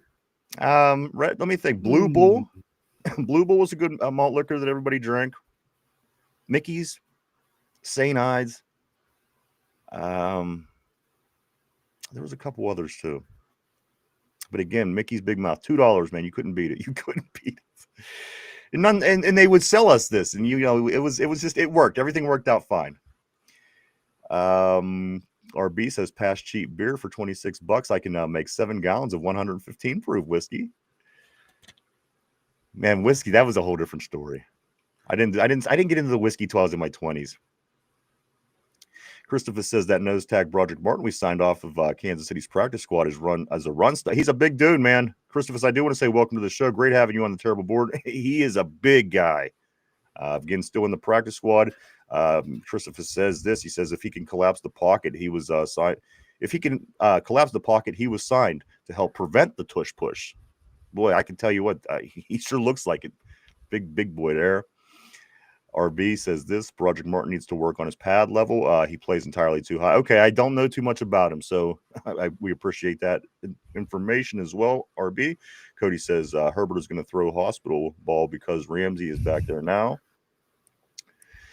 And I do want to say, Cody, do not forget. I don't know if you caught it early, man. Do jump over on CBS and get your picks in, bro. I don't want you to miss out, man.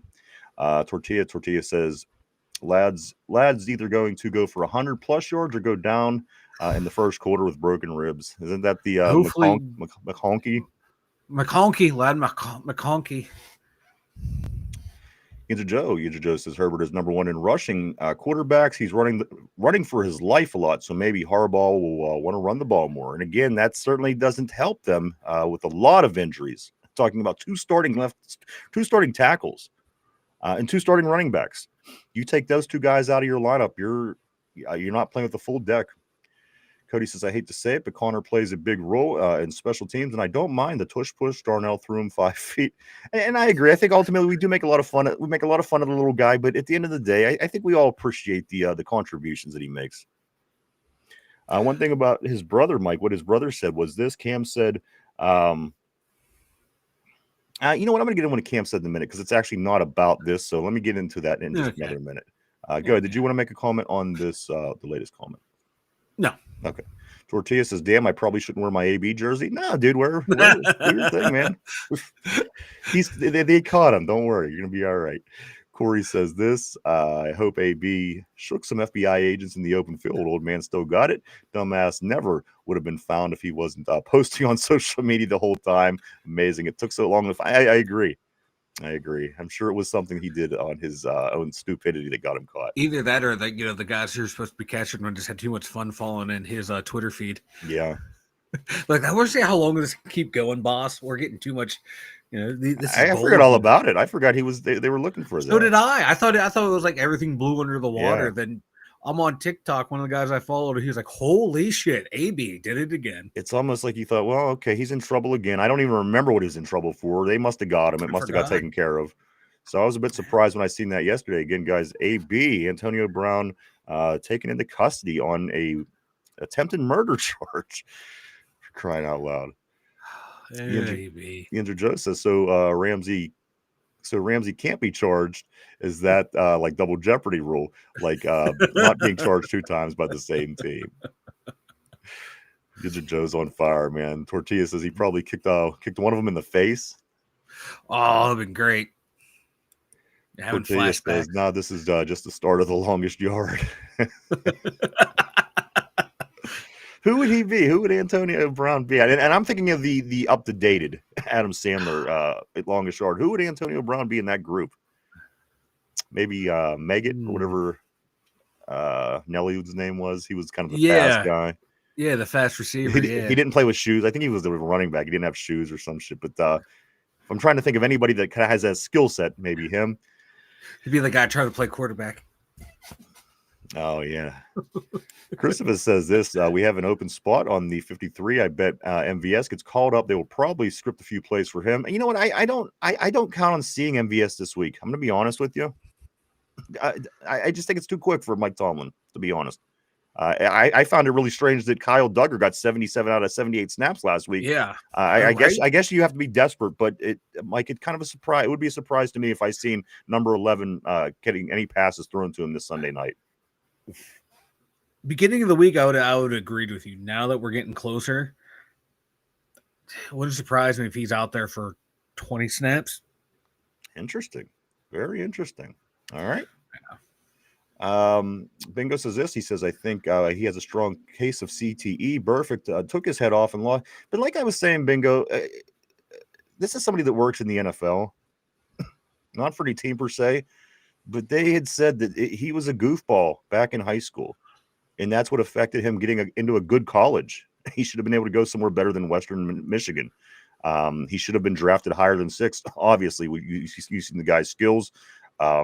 So again, I just don't know how much I'm buying the CTE thing anymore. I know, a bunch of crazy people. He has crazy people characteristics and attributes to him. I don't know if I'm buying CTE entirely. I'm not saying that it helped. It didn't help him at all. But at the end of the day, like I said, it's a pretty reliable source that I did get information from guys that said he was a goofball. Quote, that was the words he used, a goofball in high school as well. So again, good luck to everybody. I hope everything goes the way that justice is supposed to go on that. So also Yinzer Joe says the video of Antonio Brown looks like he was defending himself from multiple assailants and shot his gun. Maybe he thought because it was self-defense, I think he was saying, it wouldn't be charged. And a lot of people think that, and I think that if I have to shoot at somebody because my life is in danger, guess what? I'm not, you or me. Tortilla says, what state at Yinzer Joe? That makes all the difference. That's a good question. Florida. Scott says, I hope the Steelers get a lot of hits on Herbert, even when they don't get the sack. I think Mike did get this one a little bit ago. He says, we'll see ghosts and hear they will see ghosts and hear footsteps and put the ball in harm's way. Corey says, at Yinzer Joe, he's so used to being on offense, he didn't know how to react to a defensive scheme. Christopher says they put MVS's locker right next to Aaron Rodgers. Jim Wexel said that they were already discussing plays, and I believe that.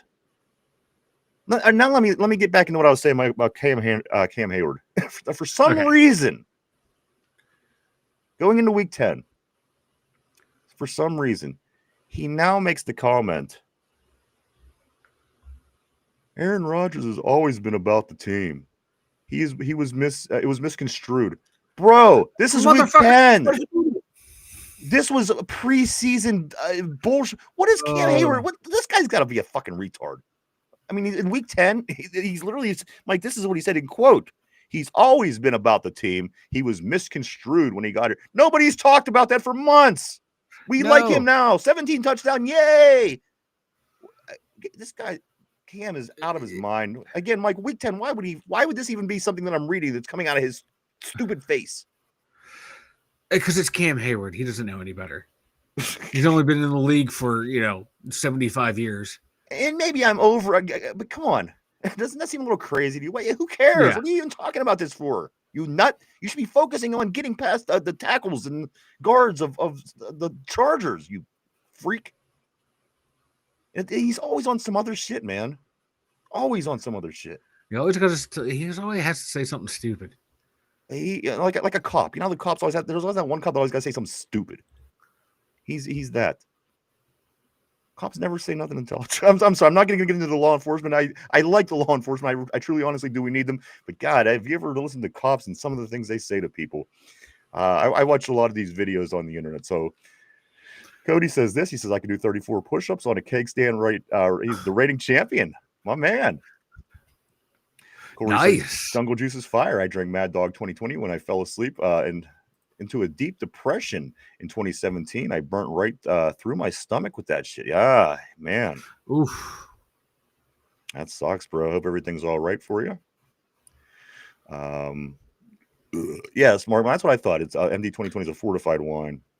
A vomit inducer. I remember a lot of vomit. I didn't because I didn't drink it, but a lot of people vomited when they were drinking that shit, man. Kind of kind of pushed me the other way. But you know what? That's just me. I don't know. Cody Like says, I yes. never got sick off of the MD. Everyone else did. I didn't. Cody says, yes. Thanks, Ryan. I spaced it yesterday, but okay. But I guess it wasn't a total loss. Watching the boringest game of all that time. Didn't have to watch the GOAT Kenny Pickett play. I just didn't want you to lose any more out on that, bro. That's all. I seen that and I thought, man, I don't know if you forgot. Christopher says MD 2020 will give you a hangover almost as much as drinking moonshine. You get your hangover while you're drinking the MD 2020. I just remember headaches and vomits. And you're soft, Ryan. well, soft. no, I'm not, because if I would have drank it, it would have been a different story. I'm just going off of what I see my friends doing. I wasn't drinking that garbage. It was wine. It was wine. Believe me, we weren't. It drinking. was alcohol. Give me the alcohol. I know it's alcohol and it's also wine. We were drinking malt liquor, so I'm just going to leave it at that. Corey says AB would be Michael Irvin. And Christopher says, I'm so happy those days of drinking MD 2020 and moonshine are behind me. Me too. Scott says, be thinking you're in Joker's house. Well, just remember, Ryan, about that malt liquor. 10% malt liquor always wins, baby. No, I don't even know what that means. That doesn't even exist anymore. Please take that away from me forever.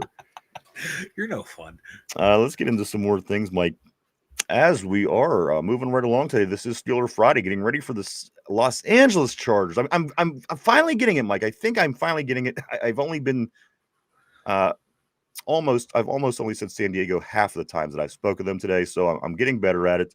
It's 8:20. I'm sorry, on Sunday evening, but you're also going to want to maybe tap in 20 minutes early, guys. We will all be together.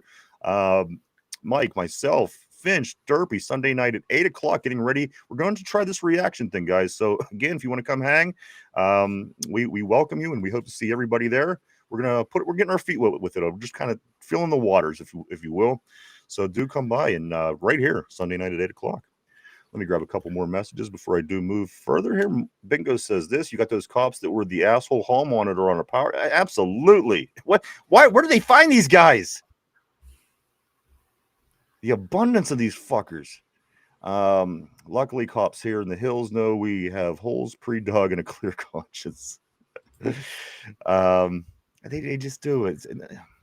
Yinzer Joe says Hayward was first. No, right? Yinzer Joe, game ball. He says Hayward was first. No, in getting Rodgers, wasn't he? That's yes, what I'm remembering. You either want to be here or you either want to be here or you don't. You either want to be a Steeler or you don't. Now, Cam Hayward going into week 10, Mike, says this. He's always been about the team. He's just been misconstrued. Like, who held in at camp, who has taken veteran rest days? It's not the quarterback. Aaron Rodgers has yet to take a vet day. I know. Can Cam retire and we keep Aaron Rodgers?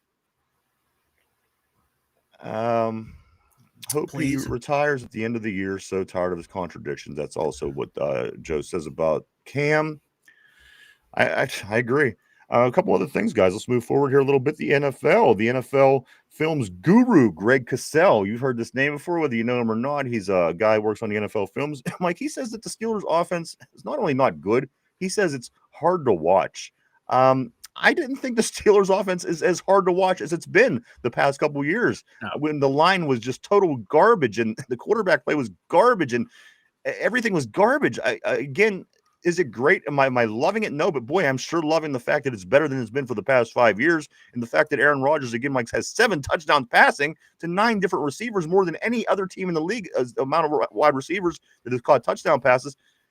Hard to watch, Mike, or is he jumping on the bandwagon of everybody talking shit on the Steelers for the time being? Yeah, jumping on the bandwagon because we are 12th. Tied for 12th in scoring at 25.3 points per game. And the last 3 games, we were scoring 27.7 points per game. So that's not a bad offense. They may be boring, maybe bad to watch, but it's producing points and winning games. like you were saying when we were watching a little bit of that Kansas City game at the studio, their offense does not look like a high-powered, smooth, well-oiled machine. It looks like a lot of organized chaos. I think the Steelers offense looks more in sync than that offense, and people still say, "Oh, Kansas City has a pretty good offense."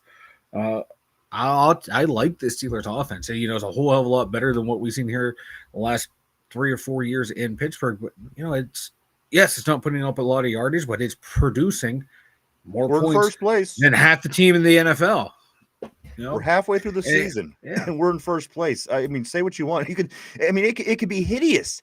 It could be the ugliest. It could be the Gary Busey. You know what I mean? The Gary Busey of offenses. But the fact of the matter is, we are in first place. The fact of the matter is, we are the number 4 seed. The fact of the matter is, if the playoffs started today, we would be home. The fact of the matter is, everybody else is behind us in the division. The fact of the matter is, we beat the number 1 seed in the AFC. So you know what? It's this bandwagon of haters that I keep seeing all through every Steelers season. Like, I don't let them get to me. But this one here, Greg Cassell, of course, again with NFL Films, said the Steelers' offense is hard to watch.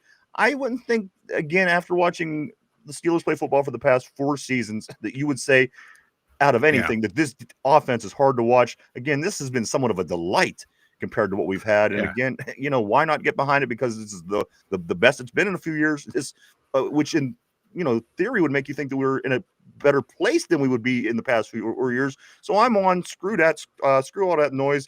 Mike, hard to watch is not a term that I would use. I'm not loving the offense, but I'm liking it a hell of a lot more than I did just recently. Yeah, we're like a cunt's hair away from being like a top 7 offense. We are. And Aaron Rodgers, Mike, as I said, he moved up 6 spots just last week in this win. He is now, according to the NFL, the 10th number 10 quarterback in the league out of 32. So we'll take it. We will take it, Mike. And as we talk about some of these other teams, as I mentioned, that I don't think they're as good as they are, that I mentioned that maybe they're overrated. Mike, this right here just kind of confirms something for me. The easiest schedule in the league left the New England Patriots. The New England Patriots schedule is the easiest schedule the rest of the way with a 35.7%. And if you look at it, they do have the Bills, but there's a bunch of shit teams in there as well. If New England finishes good, and I assume they will because they'll play the Dolphins and they'll play the Jets and teams like this. I don't see them. Go ahead. They played the Raiders, who they lost, the Dolphins, us, the Panthers, Buffalo, okay, the Saints, the Titans, the Browns, and the Falcons. Those are the easiest teams in the league. the Saints, the Titans. Who else? Come on, if the Patriots don't win that division, I'd be disappointed. And they lost to the Raiders. Granted, that was week 1. They lost to us, but then, you know, they beat Buffalo, but a 3-point division game. Okay. But Buffalo's the only game I see left there that's any competition for them, Mike. Yeah. The Saints, the Dolphins, the Titans. That's who they played. Then they got Mike, you nuts. Who they have left?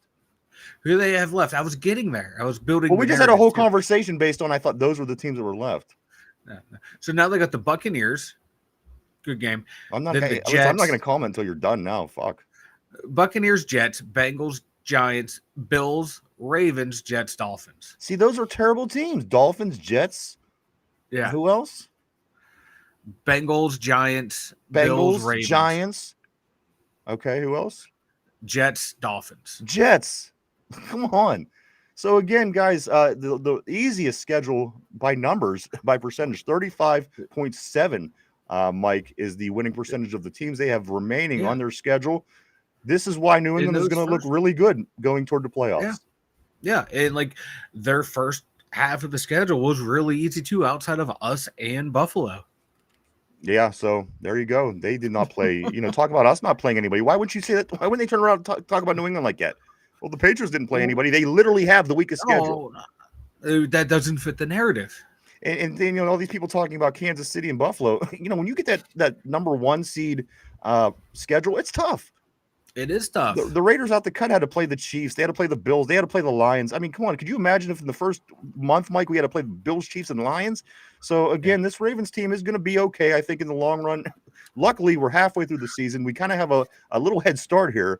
And maybe if we could, play good football, get one of the wins against Baltimore down the road, I think we're still going to be in good shape, Mike. But again, Sunday. It all starts on Sunday. There's no game more important to this one, because if you lose this one, then guess what? You're coming back to play Cincinnati at home off of a loss. I would love to come back home after a win and get them damn Bengals, beat them this time, and again be sitting at 7-3 here in just a matter of 2 weeks.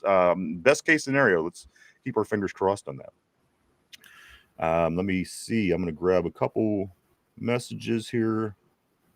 Here's another real quick information, guys. We were pissed because they didn't. The Steelers didn't make any moves. A lot of people were, why didn't they make a move at the trade deadline?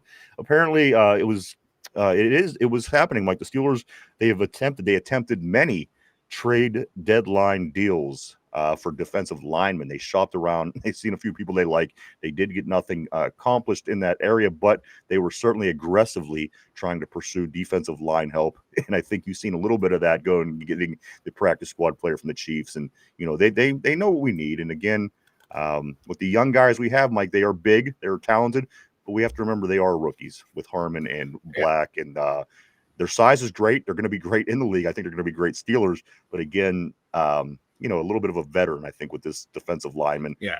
And they certainly did say that they were looking for that defensive line help. There is that crazy motherfucker that's still out there, Kristen Wilkes. Yeah. Wilkins, whatever his name is. I don't know if it was on our board or somewhere else. I saw it when, guys were getting signed in trades. They're like, was he doing more than kissing dudes in the locker room? Was he showing butthole to people? That's a game breaker. Yeah, it's like when butthole enters the scene. That's like once you start showing butthole, you might not get signed back to another team. Let me ask you this on the board, everybody. Just a general question: are we sold? Are we buying that this defense? They're trying to sell that it's back to being better, but again, those two losses were bad the way they played out. The defense looked great against the Colts. No two ways about it. I'm not going to bullshit. But are we sold on this defense, guys? Are we starting to become more comfortable? Do you think they're coming into place? Or do you think that it was a matter of matchups that led to the success and the lack thereof in the prior two games? Let us know up on the board. I'm kind of curious what everybody's believing and knowing and thinking about the Pittsburgh Steelers defense. Do you believe? Are you buying into that the defense is improved and it made a bit of a turnaround, if you will? I hope so. I sure hope, Mike, because again, if it doesn't, that's going to be the demise of this team when it's all said and done. Will be quick passes and not being able to keep up with receivers and tight ends all day, as we've seen before. Yeah, it's going to be interesting. I don't know. I don't know if they're all the way back.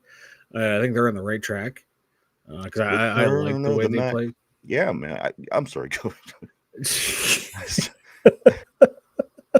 I started singing in myself. I forgot we were on the show. Go ahead. I apologize. Oh, God. And this is what he's like off the air, too. I started talking to him, and his brain just starts singing out of nowhere. But I totally forgot what I was going to say, bro. I think they're on the right track back. They got to build upon it and keep going forward because they had the guys for it. And if they keep doing what they're doing, like they said, simplified the game plan as being to where they can play fast and loose and do their job, and no one's going to be overwhelmed to go out there and play as one full unit. Yeah, they'll be fine. But if they start trying to add little layers to the defense and guys start missing assignments, we're going to see how they played the previous two games. All right, I'm hoping for the best, but again, you got to expect the worst, guys. We've seen it come together. We've seen it fall apart, all in the same sentence. So let's hope that it gets better. Let me grab a couple of these messages, Mike. I'm going to get into a couple more things, and we do have overs and unders and what the keys to winning this football game are. So let me grab a couple of these messages as we do move forward here on the show. I'm going to go right here to Scott, where Scott says Hayward is a wayward. He is a wayward hoe that says anything that the wind says. So, man, that is game ball material. He's not a man of conviction on anything. Say something and stand on it. Don't be wishy-washy. I like the beginning of that. That was from a song. Yinzer Joe says Greg Cassell needs to stop talking to Simpson Collinworth. Both those guys know it all and nothing at all at the same time. Just like to talk to just like talk to get clicks. Absolutely. That's some of these things are just out of this world sometimes, just to get them clicks. Scott says this, or yes, I'm sorry. Scott says this. He says New England has Tampa Bay this weekend, and I took Tampa Bay in that game as well. In my picks, I think that I think Tampa Bay is a better football team. I just think they had the more experienced quarterback. I think that's what it's going to come down to for me. Tortilla says should have traded Slay to the Cowboys for a cheerleader. I'd take that. We just have one random Dallas Cowboy cheerleader down on our field dancing around during the game.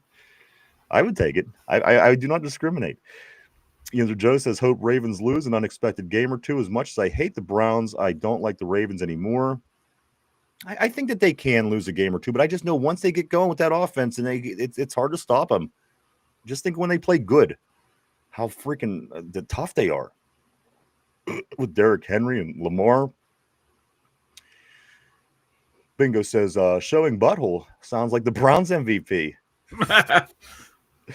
Tortilla says I dropped the Steelers defense in fantasy football, so I can't say I'm sold. I gotcha. No, hey. Yinzer Joe says Wilkins wasn't taint charged with anything. Why not sign him? Or are they afraid of the kiss and tell? LOL. Bingo says never constipated. All his farts are silent. Tortilla, I heard Wilkins and Derpy are starting a podcast. And finally, Scott says you need to start the chopping wood segment behind whatever big hit the Steelers do that changes the game or makes everyone's jaw drop. Everyone will look forward to it and add to it. All right, sounds pretty awesome, man. I like it. Chopping wood segment. I like it. In the division, Mike, this is how it looks. The Bengals are off. They finally have their bye week. The Baltimore Ravens are going up to Minnesota to play the Vikings. And finally, the Browns heading over to New Jersey, East Rutherford, to be exact, to play the Jets on Sunday, Mike. That is what's going on in the division. I think the Jets can win. I don't think they will win this football game as far as my picks go. And to see, if it could possibly help us out in the division in Baltimore, Mike, unfortunately, I have them winning in that game as well against Minnesota. I didn't want to take these teams, but I think they're both winnable games for our division teams. But we will take the losses, please, by any means. If you want to beat those teams, beat them. We'll take it. One other thing, Mike, before we do move into the next chapter, the next segment of the show. Former Pitt kicker Ben Sauls had a tryout with the New York Giants yesterday. The team that gets a chance with him, that gives him a chance, I bet they keep him for a long time. The guy, he's a really good kicker, actually. Ben Sauls, I'm not just saying that because he's a Pitt guy. Ben Sauls can really kick the ball well. And again, tried out with the Giants yesterday. Maybe we'll make that roster. But wherever he's at, again, I think you're getting yourself a solid enough kicker in the NFL where you'll be. Is he Chris Boswell? We don't know this yet. We just know that he's solid. So good luck to Ben as well. Mike, as we do round this segment out and head into, after I read this message right here, Cody says, am I going to see you guys shotgunning a beer? Hey, you know what? It's going to be, listen, there's going to be some surprises. I'm just going to leave it there. Stop by, check us out, guys. I think you're going to have a good time. Mike, let's get into... I will be drinking heavily, though. What's that? I'll be drinking heavily. Overs and unders. Here we go, Mike. Overs and unders for the game this week against the Chargers. This is how it's going to look. You tell me if it's going to be over or under. Here we go. Aaron Rodgers, Mike, 200 yards passing. Aaron Rodgers, 200 yards passing. Over or under? Just over. All right. Aaron Rodgers, 1.5 touchdown passes. Aaron Rodgers, 1.5 touchdown passes. Over or under? I'm going to take the over. All right. Jalen Warren, 50 yards rushing. Ooh. Over or under? Jalen Warren, 50. Tough defense. Tough defense. Oh, man. That's a tough one. I'm going to go over. All right. Over on that as well. DK Metcalf, 70 yards receiving, Mike. Over or under? 70 yards receiving. DK Metcalf, over or under? We'll take the under. All right. Chris Boswell, 2.5 field goals made. Chris Boswell, 2.5 field goals made. Over or under? Over. Two more on the offense, Mike. Roman Wilson, a half a catch. Roman Wilson, a half a catch. Again, the big fumble last week. Does he get the chance? Does he even get the targets? Mike, Roman Wilson, 1/2 of a reception in this game, over or under? I'm going to take the over. I don't think they're going to let him dwell on that bad play. All right. And then finally, Mike, on the offensive side of the ball, 2.5 turnovers. We turned the ball over 2.5 times. A good defense. Again, they're going to need them a lot to win. Mike, 2.5 turnovers by our offense committed in this game, over or under? Under. All right. Let's hop over to the defensive side of the ball. Let's talk about defensive turnovers. Mike, does our defense force 1.5 turnovers, over or under? 1.5 turnovers forced by our defense. Take the under. All right. TJ Watt, 1.5 sacks. Mike, 1.5 as he took the lead. He took the lead back from Smiles Carrot last week. We're going to see what he brings to the table this week out in California. Mike, 1.5 sacks. Does he go all out? Does he get that advantage because of the injured offensive line? What do you think? 1.5 sacks. TJ Watt, is it going to happen or no? Push. A push? 1.5 exactly. All right. Let's see. Let's go to the next one we got. Cam, a half sack. Is Cam going to be a half sack, Mike? Under. All right. Here we go. Joey Porter and Jalen Ramsey, a half an interception. Joey Porter and Jalen Ramsey, between the two of them, more or less than a half of an interception. I'm going to take the under. All right. Defensive or special teams, that's all together as one. Defensive or special teams touchdown, as we did last week as well. If you remember, Mike, 1/2 of a special teams or a defensive touchdown, over or under? 1/2. Is it going to happen or no? Over. Conshawn Williams is going to take one to the house. I sure hope. I would love for Williams. Man, he's so fucking close. They have a very bad special teams unit. Hopefully we can get it. He's you can just feel it building that he's going to break one. Mike, this is the one that I have to sit behind bulletproof glass for anymore. But, yes, asshole. The last and final over-under, of course, is devastating injury. This is a starter or any player for long-term, of course, for the Steelers. Is there going to be a devastating injury, Mike? The over or under is 1/2. Is it going to happen or is it not going to happen? Or if it's Roman Wilson, I guess he counts as a half. But no. Hey, he is the half in the 2.5 unexciting whites. Hey, you're right. So, but I hate to say it, but I'm gonna take the over. All right. Not we want to hear, but you know what? It's something that we've been seasoned for, Mike. There's not many teams that has done what we had to do as much with injuries happen in the league. I think. I mean, we've got to be up there with the injuries that we've dealt with over the past 3, 4, 5 seasons. So if anybody knows how to deal with it, I guess it's us. So let's hope that you're wrong on that. But you did go over and under on the devastating injury, Mike. It is time to send it over to you for your keys to beating the Chargers. All right, keys to beating the Chargers. Get pressure on Justin Herbert. He's like I said, like top in the top 5 most pressure quarterbacks in the NFL. I just want to say I didn't mean half by race. I meant half because of his size. I was talking about Roman Wilson. Well, because he gets lumped in with the. Come on, Hitler. What the hell are you doing? I thought. Hey, I was just going along with what you say about it. All right, get out of here. You go ahead. Get that pressure on Herbert. Make him make some quick decisions or hold on to the ball. Let's get some sacks on him. He's up there. He has a lot of touchdowns. Doesn't have that many interceptions, so he's not going to turn the ball over a lot. But hey, let's get him in. Let's take some hits on him. Force him to be one-dimensional. Take away Herbert in the run game and Gore Vidal or whatever his name is, and Kamini Vidal at running back. Force him to be one-dimensional on the offensive side. Control the clock. Let's win time of possession. Get those 3 and outs, or limit those 3 and outs. Get those 3rd down conversions.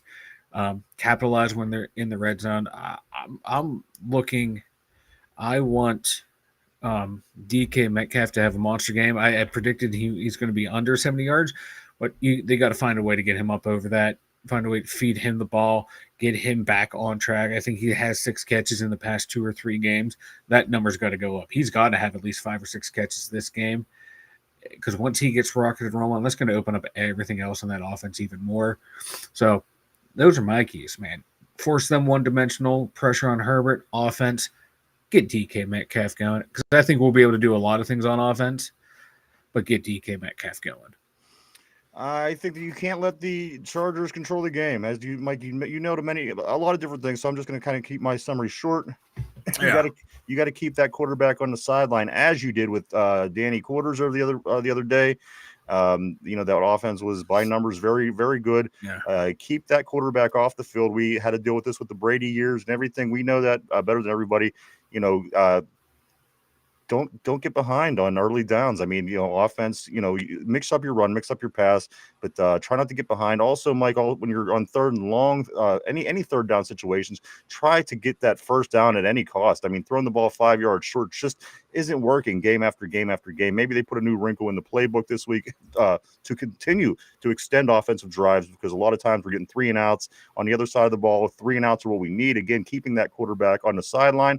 There are a lot of things that go into this game. Yes, injuries. There are things, Mike, that are going to also play a role in this. But just generally speaking, don't let them control us. We have to go in and impose our will. If we're on our heels again all game, like against Cincinnati, we didn't think there was much of a chance we had to lose to a bad defense, a bad offensive line, an old quarterback, and the situation they had. I said, Mike, there's no way that these 2 guys can beat us. I was wrong. So again, this game could really go either way, guys. And if the Steelers don't control the game, I think that's when we get in trouble. Play smart football. Don't make mistakes. In the beginning of the game, points are at a premium. You don't know what kind of game it's going to be. You don't know if this game is going to turn out 10-7 like last night did. Points are at a premium in the first quarter and a half. Get your field goals. Don't do anything stupid in the red zone. Try to get your points and stack them, because, again, at the end of the game, you don't want to lose by 2 points if you didn't take a chance on a 3-point. So anyway, play smart football, fundamentally sound. Get off the field on defense, and again, find ways to extend drives on offense, because, again, the longer that quarterback's on the field, the better chance that team has of beating your team. I know they're beat up, but, again, he is a top quarterback in the league. So smart, go out to LA, ride the momentum of Steeler Nation down there in that stadium, and get the win. Don't think about the Bengals until you come home. That is my keys to winning the game this week. Let me get a couple of these messages, Mike, and we are going to start getting ready to wrap it up as we round third. Let me get back on a couple of these messages right about here.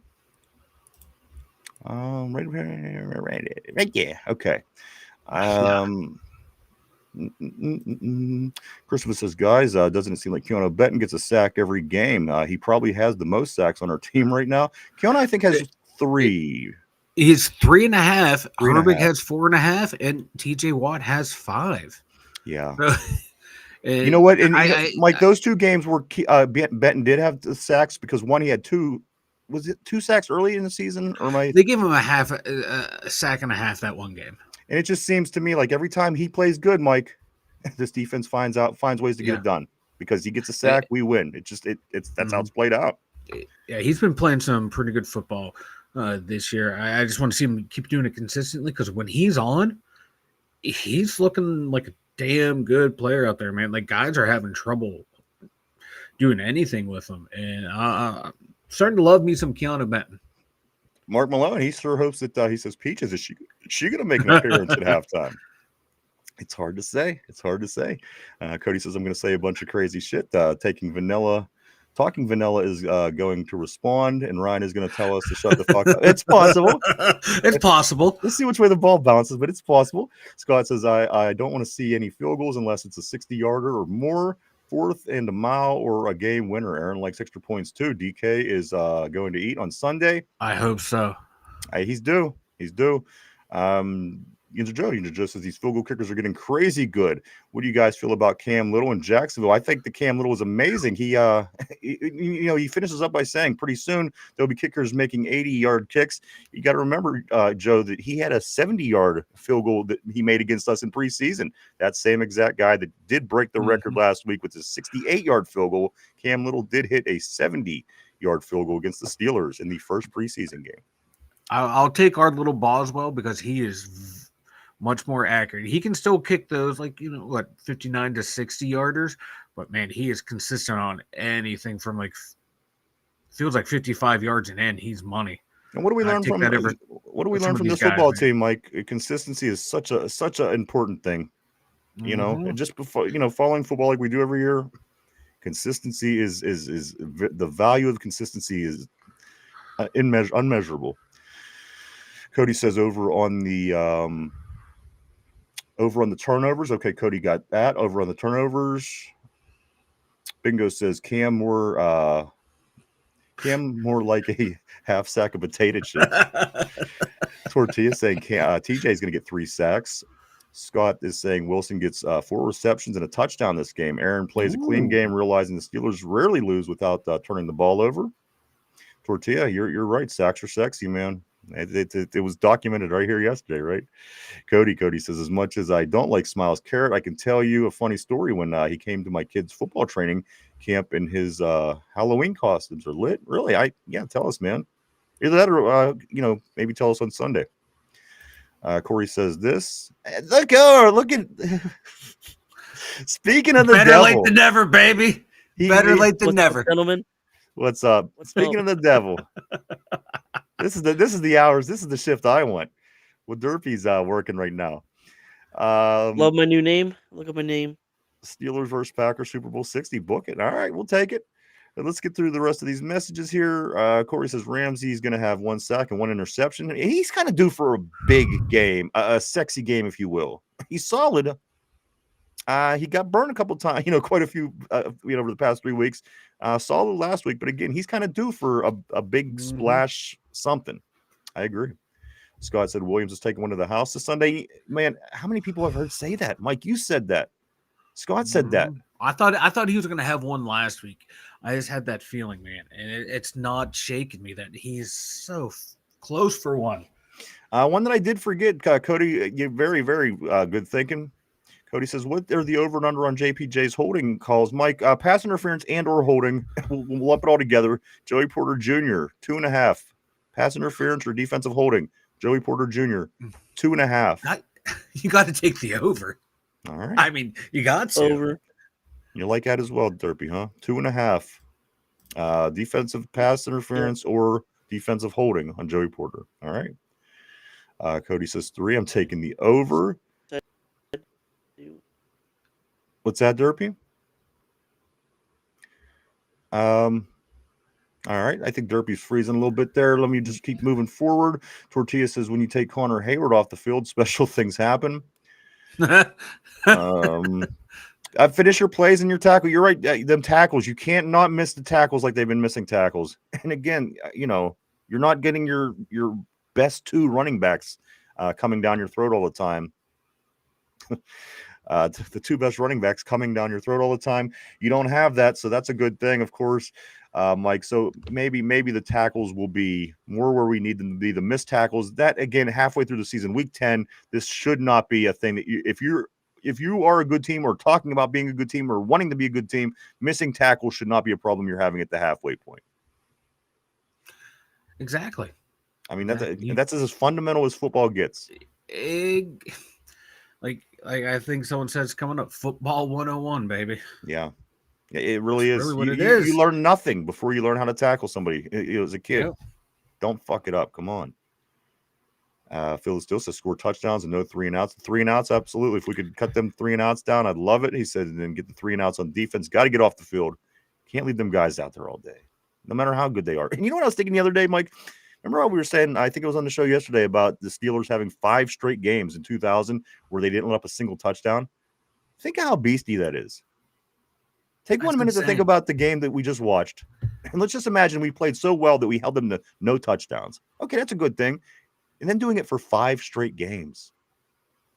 That's that's some beastie shit, man. I remember when it happened. And like I said, unfortunately, the offense wasn't that great for us at the time. But we did. It was like a 9-6 Ravens game and a 6-0 or something like that. We won one and we lost one. And that was the year they won with their defense. They won the Super Bowl that year. Our defense was maybe not just as good as that Ray Lewis led defense, but damn it, we went 5 games without letting up a touchdown. That's something, That is something. To think too, like it's the first time it happened since the Steelers defense in '76. Yes. And that was just that defense was special. I know you said that, but Christopher says this. He says, as long as they don't put Darius Slay on Lad McHonky, we should be fine.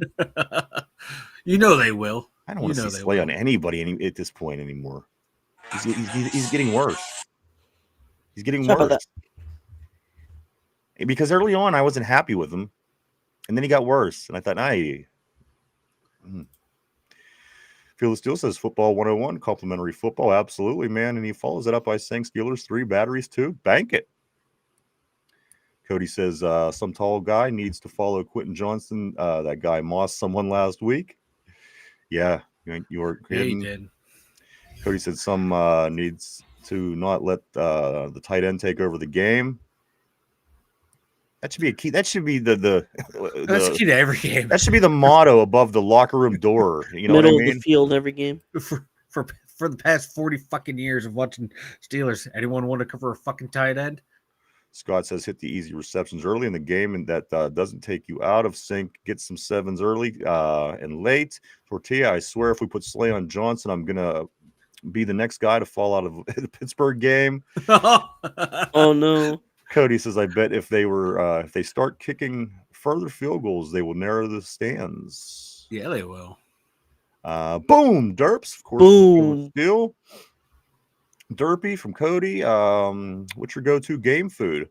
You know what? It's generally, Mike? It's hard to say because sometimes we do pizza. Sometimes there's chili. Sometimes there's like a dip. I think. Yeah. I guess if I had to choose a favorite, I'd probably be in the whole wings department. But we have a lot of different varieties of things from time to time here. Yeah, mine's pizza, but I do like to make a good like chili bean dip. A lot of cheese, a lot of beans, a lot of meat. I mean, I like Mexican food the best. I love to make Buffalo chicken dip. Buffalo chicken dip. Tacos are always great on game day. Wings, perfect. You know what? I love everything when it comes to food. Derby, what's your favorite? What's your go-to on game day? Wings. Okay. Wings. Tortilla says Dirt Vader. There he is, the Dirt Vader. Bingo Yes, says sir. 5 sacks and 6 turnovers. It should have been easy to hold on to. 0 touchdowns. Cody says every time it's third down, I hear the announcers say they need 15. They got 17. I know. Yep. I've been hearing that for decades. Or if it's us that needs, third down and 7, we pass it to the guy that's 3 yards off the line of scrimmage. Right.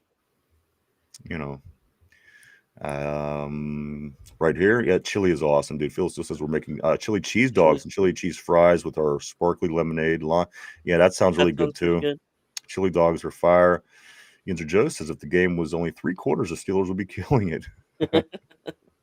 You know what? If the season was only a half season too, we'd be in good shape as well. Yeah. Who knows where we'd be, Mike, if you didn't have to play that last stretch of games, as we tend to not play well into December, certainly as of late. So we'd be golden. Corey says this, or yes, he says that Cody go to the game day food lately. My go-to game food lately has been the barbecue wings or loaded taco dip with Frito scoops. Yes, that sounds really good. That sounds pretty good. Tortilla says need to put Slay on the hot dogs. He'll make sure they're cooked. Christopher says this. He says they're going to make sure Roman Wilson gets a touchdown because he was Harbaugh's #1 wide receiver at Michigan. I didn't make that connection. Maybe. Corey says, sorry, I meant T-shirt. Cody says, Corey, I can't find your pod. Tortilla says, though, I'd be willing to bet the over on receiving yards if it's Slay versus a hot dog. King Derpy, Vegas says, and Yes. RP, my man, he says, Derpy probably loves the zipper hoagie for primetime games. Derpy, do you like the zipper hoagie? What's a zipper hoagie? If you had to ask, I'm going to guess no, but we'll If you say gotta yes. ask, big boy, you can't afford it. Let me say this, Mike. Why don't you go ahead and tell everybody about the website? Let's get into some trivia for the day. The Yinzers.com. Check it out every week. Got the merch store. We got the blog.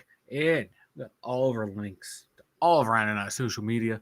Check it out. The Yinzers.com. One thing I see, Mike did put the link up there for Corey and Cody. That is There for we go.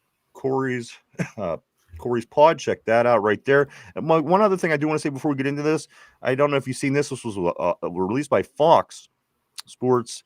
The most impactful in-season NFL trades of 2025. They have the Steelers' Kyle Duggar from the Patriots to the Steelers, number 5 overall. Sauce Gardner in the recent trade, of course, this past week. They have number 1. Quinnen Williams, number 2. Joe Flacco to the Browns, number 3. Draymond Jones, Tennessee to Baltimore, number 4.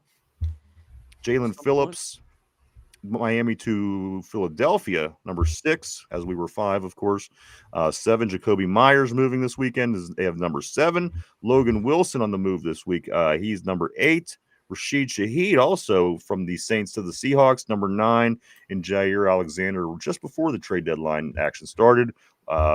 Baltimore to Philadelphia, Mike. Those are the top 10 most, in fact, impactful season NFL trades of 2025, according to Fox Sports. Let's get to some trivia. Mike and Derby, put on your thinking caps. Everybody on the board. Here we go. Let's get it, guys. How well do you know your enemy? How well do you know your opponent? And our opponent this week, guys, is no one other than the Los Angeles Chargers, aka the San Diego Chargers. If anybody else is just like, fuck it, I'm going to call them that forever. When they were good. This is what I'm going to call them probably the rest of my life. Derpy, here we go. Mike, question of the day.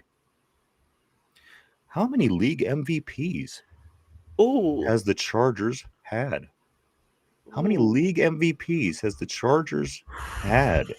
That's a good question, Mike. Take a minute to think that over, guys. We're live 5 days a week right here, Monday through Friday, 11:30 a.m. to 1:30 p.m. every day right here on the tube.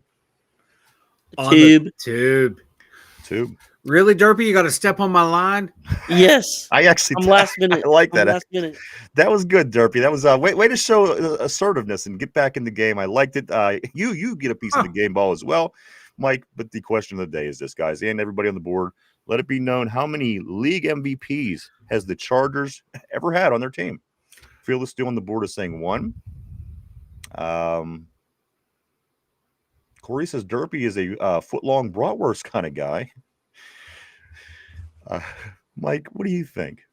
How many league MVPs the Chargers have in the history of their team? I think they were 1960s, give or take. They came out 64 were a team. So this is the time frame you're looking at, roughly 90 years. Mike, how many MVPs? Derpy, let me come to you first. What's the thought process, Derpy? Do you have any idea? Again, Phil saying 1 on the board here. How many league MVPs has the Chargers housed? Well, I don't have any thought process. I'm just going to go 5. All right, 5 overall. And is this your final answer? Yeah. All right, I'm locking Derpy in. Mike, over to you. Same question. How many league MVPs? I'm seeing 1. I'm hearing 5. Vegas is saying is 1. So some different answers here, Mike. What you think? Like, the only one I can think of is, I know Chris Fisk has said Dan Fouts, but I don't think he ever won one. Like, LaDainian Tomlinson had that year where he had 27 touchdowns or some shit like that. So I'm going to go LT. I'm going to go in 1 into LaDainian Tomlinson. All right, number 5. Let me see. So right here, Scott's is saying 1 LaDainian Tomlinson left. LaDainian Tomlinson. Vegas is saying number 1 as well. Derpy's saying 5.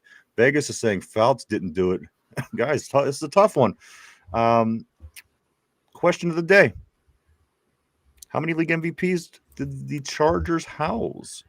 Vegas says there's at least 2 for sure. Mike says 1. Derpy says 5. Guys, the correct answer, of course, LaDainian Tomlinson did do it in 06. Yes, he did. And also a gentleman named Tobin Rote. R-O-T-E in 1963. Very, very early on in the Chargers history. 2, LaDainian Tomlinson in 06. Tobin Rote in 1963. Junior say I would have thought, but he did not win. Bingo. I 2. was thinking Rivers got one, maybe. Rivers, and even wasn't Drew Brees there early on in his career? I didn't think he got it then, but again, you still Yeah. have a lot of good players that came through there through time. Look at the players back in the 90s. They had pretty good teams. Natron means business, and even in this generation coming into would have had Antonio Gates, guys like this. So it was a tough one. I got to admit, I would have probably guessed wrong, but the correct answer on that, gentleman, is two league MVPs in the history of that franchise. Tomlinson and Rote were the two names. I should have took Vegas's guess and my guess combined. It could have got the right answer. All right. Cody. Let me grab a couple more messages, Mike, and we are going to wrap things up here for today and into the weekend and get ready for this Charger game. Cody, just subscribe to Corey. Great, man. That's awesome. Love the support for one another. Also, Scott says defense needs to get a hold of some of Aaron's smelling salts going into the fourth quarter. Steelers need to close out defense by not giving up any points. There's always room for Aaron Shroom. I like it. I really like it with the rhyming at the end, Mike. I don't know how you can't give Scott at least part of this game ball today. Mike, thank you. Scott, want to get high. So high, want to get high. Cypress Hill, Vegas also says Stanley Jefferson is today's trivia question. Vegas follows it up by saying this: the guys on Fox Sports let it be known they are not Fox News. Absolutely not Fox News. The NFC channel, I guess you could call it. Anytime you play an NFC team, you're on the Fox Sports channel. I hate Fox Sports. I hate their presentation. I hate that robot that they had for the longest time. Mm-hmm. Derpy is a foot-long bratwurst kind of guy. Cody says, I have a weed farm in my shop. I don't know what I'm doing, but it's legal in my state. Got to take advantage for sure, brother. Hell yeah, brother. Fox News is fake, is what Cody's saying. Also, Phil the Still says Vanilla is a foot schlong type of guy. Yeah, I can see that. Foot schlong. He loves the foot schlong. I love the foot schlong, baby. Vegas says that it is one guy, some guy from before I was born. I remember hearing his name. That was actually very correct. Vegas, you definitely had an idea. Christopher says MVP is a quarterback award, so I'll say one, Dan Fouts. Also, Yinzer Joe says Derpy is acting like he doesn't get the zipper hoagie, and the award goes to Derpy for best lie. He's looking it up right now. He's like, "What is this? Like, what is this zipper hoagie? I like hoagies. That sounds delicious." He's going to Urban Dictionary as we speak. There's two. I had a steak hoagie, so it could be very similar if you'd like it to be. Phil the Steel says, "Put me on the list." Freaking vanilla. It's Friday. Bingo Steel, says, you're on the list, brother. You don't beg to be on the list. He did not. Unfortunately, I thought that he deserved. Listen, the MVP is a hard thing to get. You got to be. It's hard to, especially a defensive guy, but he certainly got his. It's not really hard. And Lamar Jackson has 2. When was our last MVP? The league Terry MVP. Bradshaw. Exactly. What is that? 55 years ago. I'd rather win a Super Bowl than an MVP, honestly. I would too. Vegas says, no way I'm ever going to remember that name. And me neither, man. Cody says that's going to be my porn star name. Tobin Rote. There you go. Also, Christopher says Junior Seau deserved at least one. Christopher also says, here we go, Steelers. Here we go. A couple more. Vegas says worst fourth quarter defense in the NFL by points allowed. And he follows it up by saying, you had meat in your mouth. Why are we not surprised? Just kidding. Great way to end the week, guys. I do want to say this. You're on the list. I want to thank everybody for coming by and hanging out with us today. We certainly appreciate each and every one of you. We truly, honestly do. We wouldn't do it without you guys. Thank you so much. I want to say thank you, everybody on the board. You guys always keep things interesting here on the show, and everybody at home, whether you're in the car, whether you're at work, whether you're in the gym, wherever you may be. Thank you too. I do want to say, take some time out of your day to swing by any of our social media sites. Mike, we are on Facebook, X, formerly known as Twitter, Instagram, Threads, and TikTok. Swing by, just hit the follow button and keep up with what the two dumb users are up to on a day-to-day basis. And finally, if you haven't had a chance yet, right below, hit the like button, share if you haven't, sub, comment. if you have something to say, put the comment up there as well. It'll help us out in the algorithm. We appreciate it greatly. Thank you on that. And finally, Mike, I do want to say, as you are getting ready for the big Steeler game on Sunday night, do yourself a favor and go and get yourself a case of Duquesne Pilsner, guys. Great beer. We're going to certainly be drinking it on Sunday as we do get the reaction party kicked off. Yes. Derpy's going to be in the house. Mike's going to be out in the house. I'm going to be there. Finch, everybody's going to be there. There's going to be a lot of fun things going on. And again, some surprising stuff as well. So we hope that we do see everybody on Sunday night. It will be going live at 8 o'clock. Join us right here, Mike. And then also, if you do, or if you don't, whatever you do, make sure you do get your Duquesne Pilsner, guys. Our friends over at Duquesne Pilsner always go out of their way to include us in their promotion. We do want to say thank you. So do yourself a favor, get some Duquesne Pilsner. Stop by any of their their social media sites as well. Show some love, hit the like button, but most important, enjoy the beer, guys. I know we're going to be enjoying it at Finch's Studio on Sunday night, made right here in Pittsburgh, Mike. And as it says right on the can, grab a Duke, it does say. So make One sure more you thing. do such. Yeah. Good luck to all the high school football teams tonight. Football teams. I'm getting to high school football in just a moment. Let's see right here. Vegas says, what was that was slow pitch softball. Cody says, hey Mike, did they get a hold of you? These nuts. I don't know if that's where you're going, but that's where my mind went. Cody, you like when I unveiled the list on the dry erase board, your name's gonna be written in permanent marker, where it cannot be erased, bro. Did what's his name get it, cheap Mike? These nuts. What? These nuts. Phyllis still says, right here. Phyllis still says, cheers, fellas, and don't forget, as a great Yinzer Baldy said one time, it's just a game.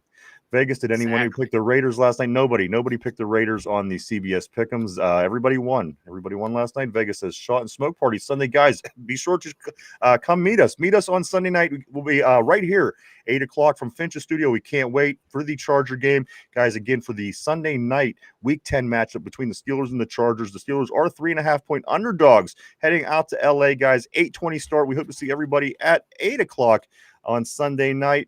Mike, I don't know if I'm forgetting anything, but is there anything that you want to add before we take off for the weekend? No, it's a great week, fellas. Hopefully to see you guys here on Sunday when we do this live thing. I think it's going to be a whole hell of a lot of fun. It's going to be interesting, guys. Again, this is the first for us. So again, come hang out. It's going to be a blast. We're all going to be there.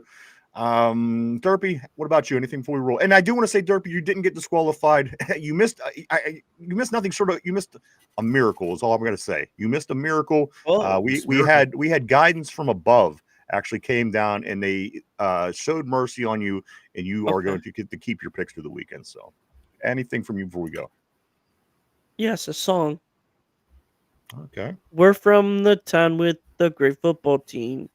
We cheer the Pittsburgh Steelers. Didn't Corey say it sounded like Derpy was a what was he? Something getting strangled last time Derpy sang. Here we go, baby. I don't know, man. Because he sent a picture. Like he made a drawing too. Like an owl being strangled. An owl. Or a bald eagle being strangled. A couple of things here real quick. Yes, high school football this week. Good luck to all the high school teams right here in Western Pennsylvania. Aliquippa, they do get that rematch against Newcastle. That game is at Elwood City High School tonight at 7 o'clock p.m. Also in the college ranks, Pitt is off this week. They got Notre Dame next week. But, Mike, the Penn State Nittany Lions, they'll be hosting number 2 Indiana. That game is at noon tomorrow. Also, our other football team here in the city, the Pittsburgh Riverhounds in soccer, of course, they're hosting the Detroit City soccer team in the conference semifinals tomorrow at home. And finally, Mike, the Pittsburgh Penguins, they get a win from the old rivals, the Washington Capitals, last night. The Penguins win 5-3 to improve the Penguins' record to 9-4-2 on the season, and they'll be getting ready to play the Devils in New Jersey tomorrow at noon, Mike. So some Pittsburgh Penguin hockey, some Steelers. We got a bunch going on here in the Bird. What's got into the Pens, guys? What's that? So what's got into the Pens, guys? They're the best team in the league as of right now. All of our teams are in first place. We're going to take that. And we're going to run with it as long as we can, right, guys? But as I was saying, we hope to see everybody Sunday night. It's going to be a big game, guys, as the Steelers and the Chargers go at it. Let me catch up on just a couple more of these because I don't want to leave anybody out. Right here, Vegas's permanent marker, like the clown did when he wanted to do blackface. Also, Corey says, "Hey Ryan, I know the point of the weekly picks is to win, but I would rethink the Colts game. I think they win because Sauce Gardner, he's going to make a statement after leaving." That's a good point. That is a good point. You know what? And I did put some extra thought into that game, and that was my upset of the week, and it's just because again, Atlanta's so damn unpredictably inconsistent. Right. They beat Buffalo. They got shut out the following week by the Panthers at the time. So again, I might stick it out, but I appreciate that. It makes a lot of sense what you're saying. Yoy to field to steal Vegas. I thought you were getting some nappy dugout. Yes, and that was from Juice. It hit me at a certain point yesterday that was from the movie Juice. That is true. Bingo says this: God bless you guys for letting special needs kids sing on here. Hey, Bingo! That might be the game. that might be the. there. You know what? I I think everybody else would actually, probably agree with that as well. Damn, Bingo! I'll give him that one. On the nose. Fuck yeah, bro. Guys, one more time. Derby, speak now or ever hold your peace. Here we go, Steelers. Mike, speak now or ever hold your peace. Let's go, boys. Let's go. All right. Here we go, Steelers. Enjoy the rest of your Steeler Friday. Enjoy your weekend. Hopefully, we'll see everybody back on Sunday. We'll meet up at 8 o'clock. Get ready for the big game and bring this win home. Get them jerseys ready. Get your terrible towels ready. Get that beer ready. And if you can, and it's in your area, get yourself some Duquesne Pilsner, Mike, because why? Because you got to grab a Duke, as it says right on the can. Guys, thank you so much. Again, have a safe weekend. Anything you do, stay safe, be good. Hope to see everybody Sunday. Let's go Steelers, Mike. Anything else? I got nothing. Let's go. All right, get them towels. Here we go, Steelers, everybody. Have a great weekend. Stay safe. We'll see you Sunday night on the reaction show. Catch us right here. We'll see you then, Mike. For Derpy, Mike in the Steelers Central Mobile Studio, myself, the Two Dumb Yinzers Show, Myron Cope. Have a great weekend. We'll see you on Sunday. Bye-bye. Peace. There's a man named Mike with a shiny bull crown, a Fu Manchu, that's the talk of the town. He's strutting in a Speedo, showing off his tan, the proudest skullet in all of the land. Oh, Mike's skullet shining brighter than the sun. Speedo's hugging tight like he's ready to run. Nemesis Derpy's out there shaking his fists, but Mike's just laughing cause he don't give a rip. He co-hosts Yinzers with flair and delight, knows every punchline, he's sharp as a bite. Derpy keeps scheming, trying to steal his spot, but Mike and his skullet, they just can't be caught. Oh, Mike's skullet's shining brighter than the sun. Speedo's hugging tight like he's ready to run, ready to run. Nemesis Derpy's out there shaking his fists, but Mike's just laughing cause he don't give a rip. Down at the pool, he's a sight to behold. Skullet's a trophy worth more than gold. With the cannonball splash, he's making big waves, living life his way, no need to behave. Derpy keeps trying, but he can't compete. Mike and his Speedos, he's got that beat. From his podcast chair to the diving board's height, there's no stopping Mike, he's the king of the night.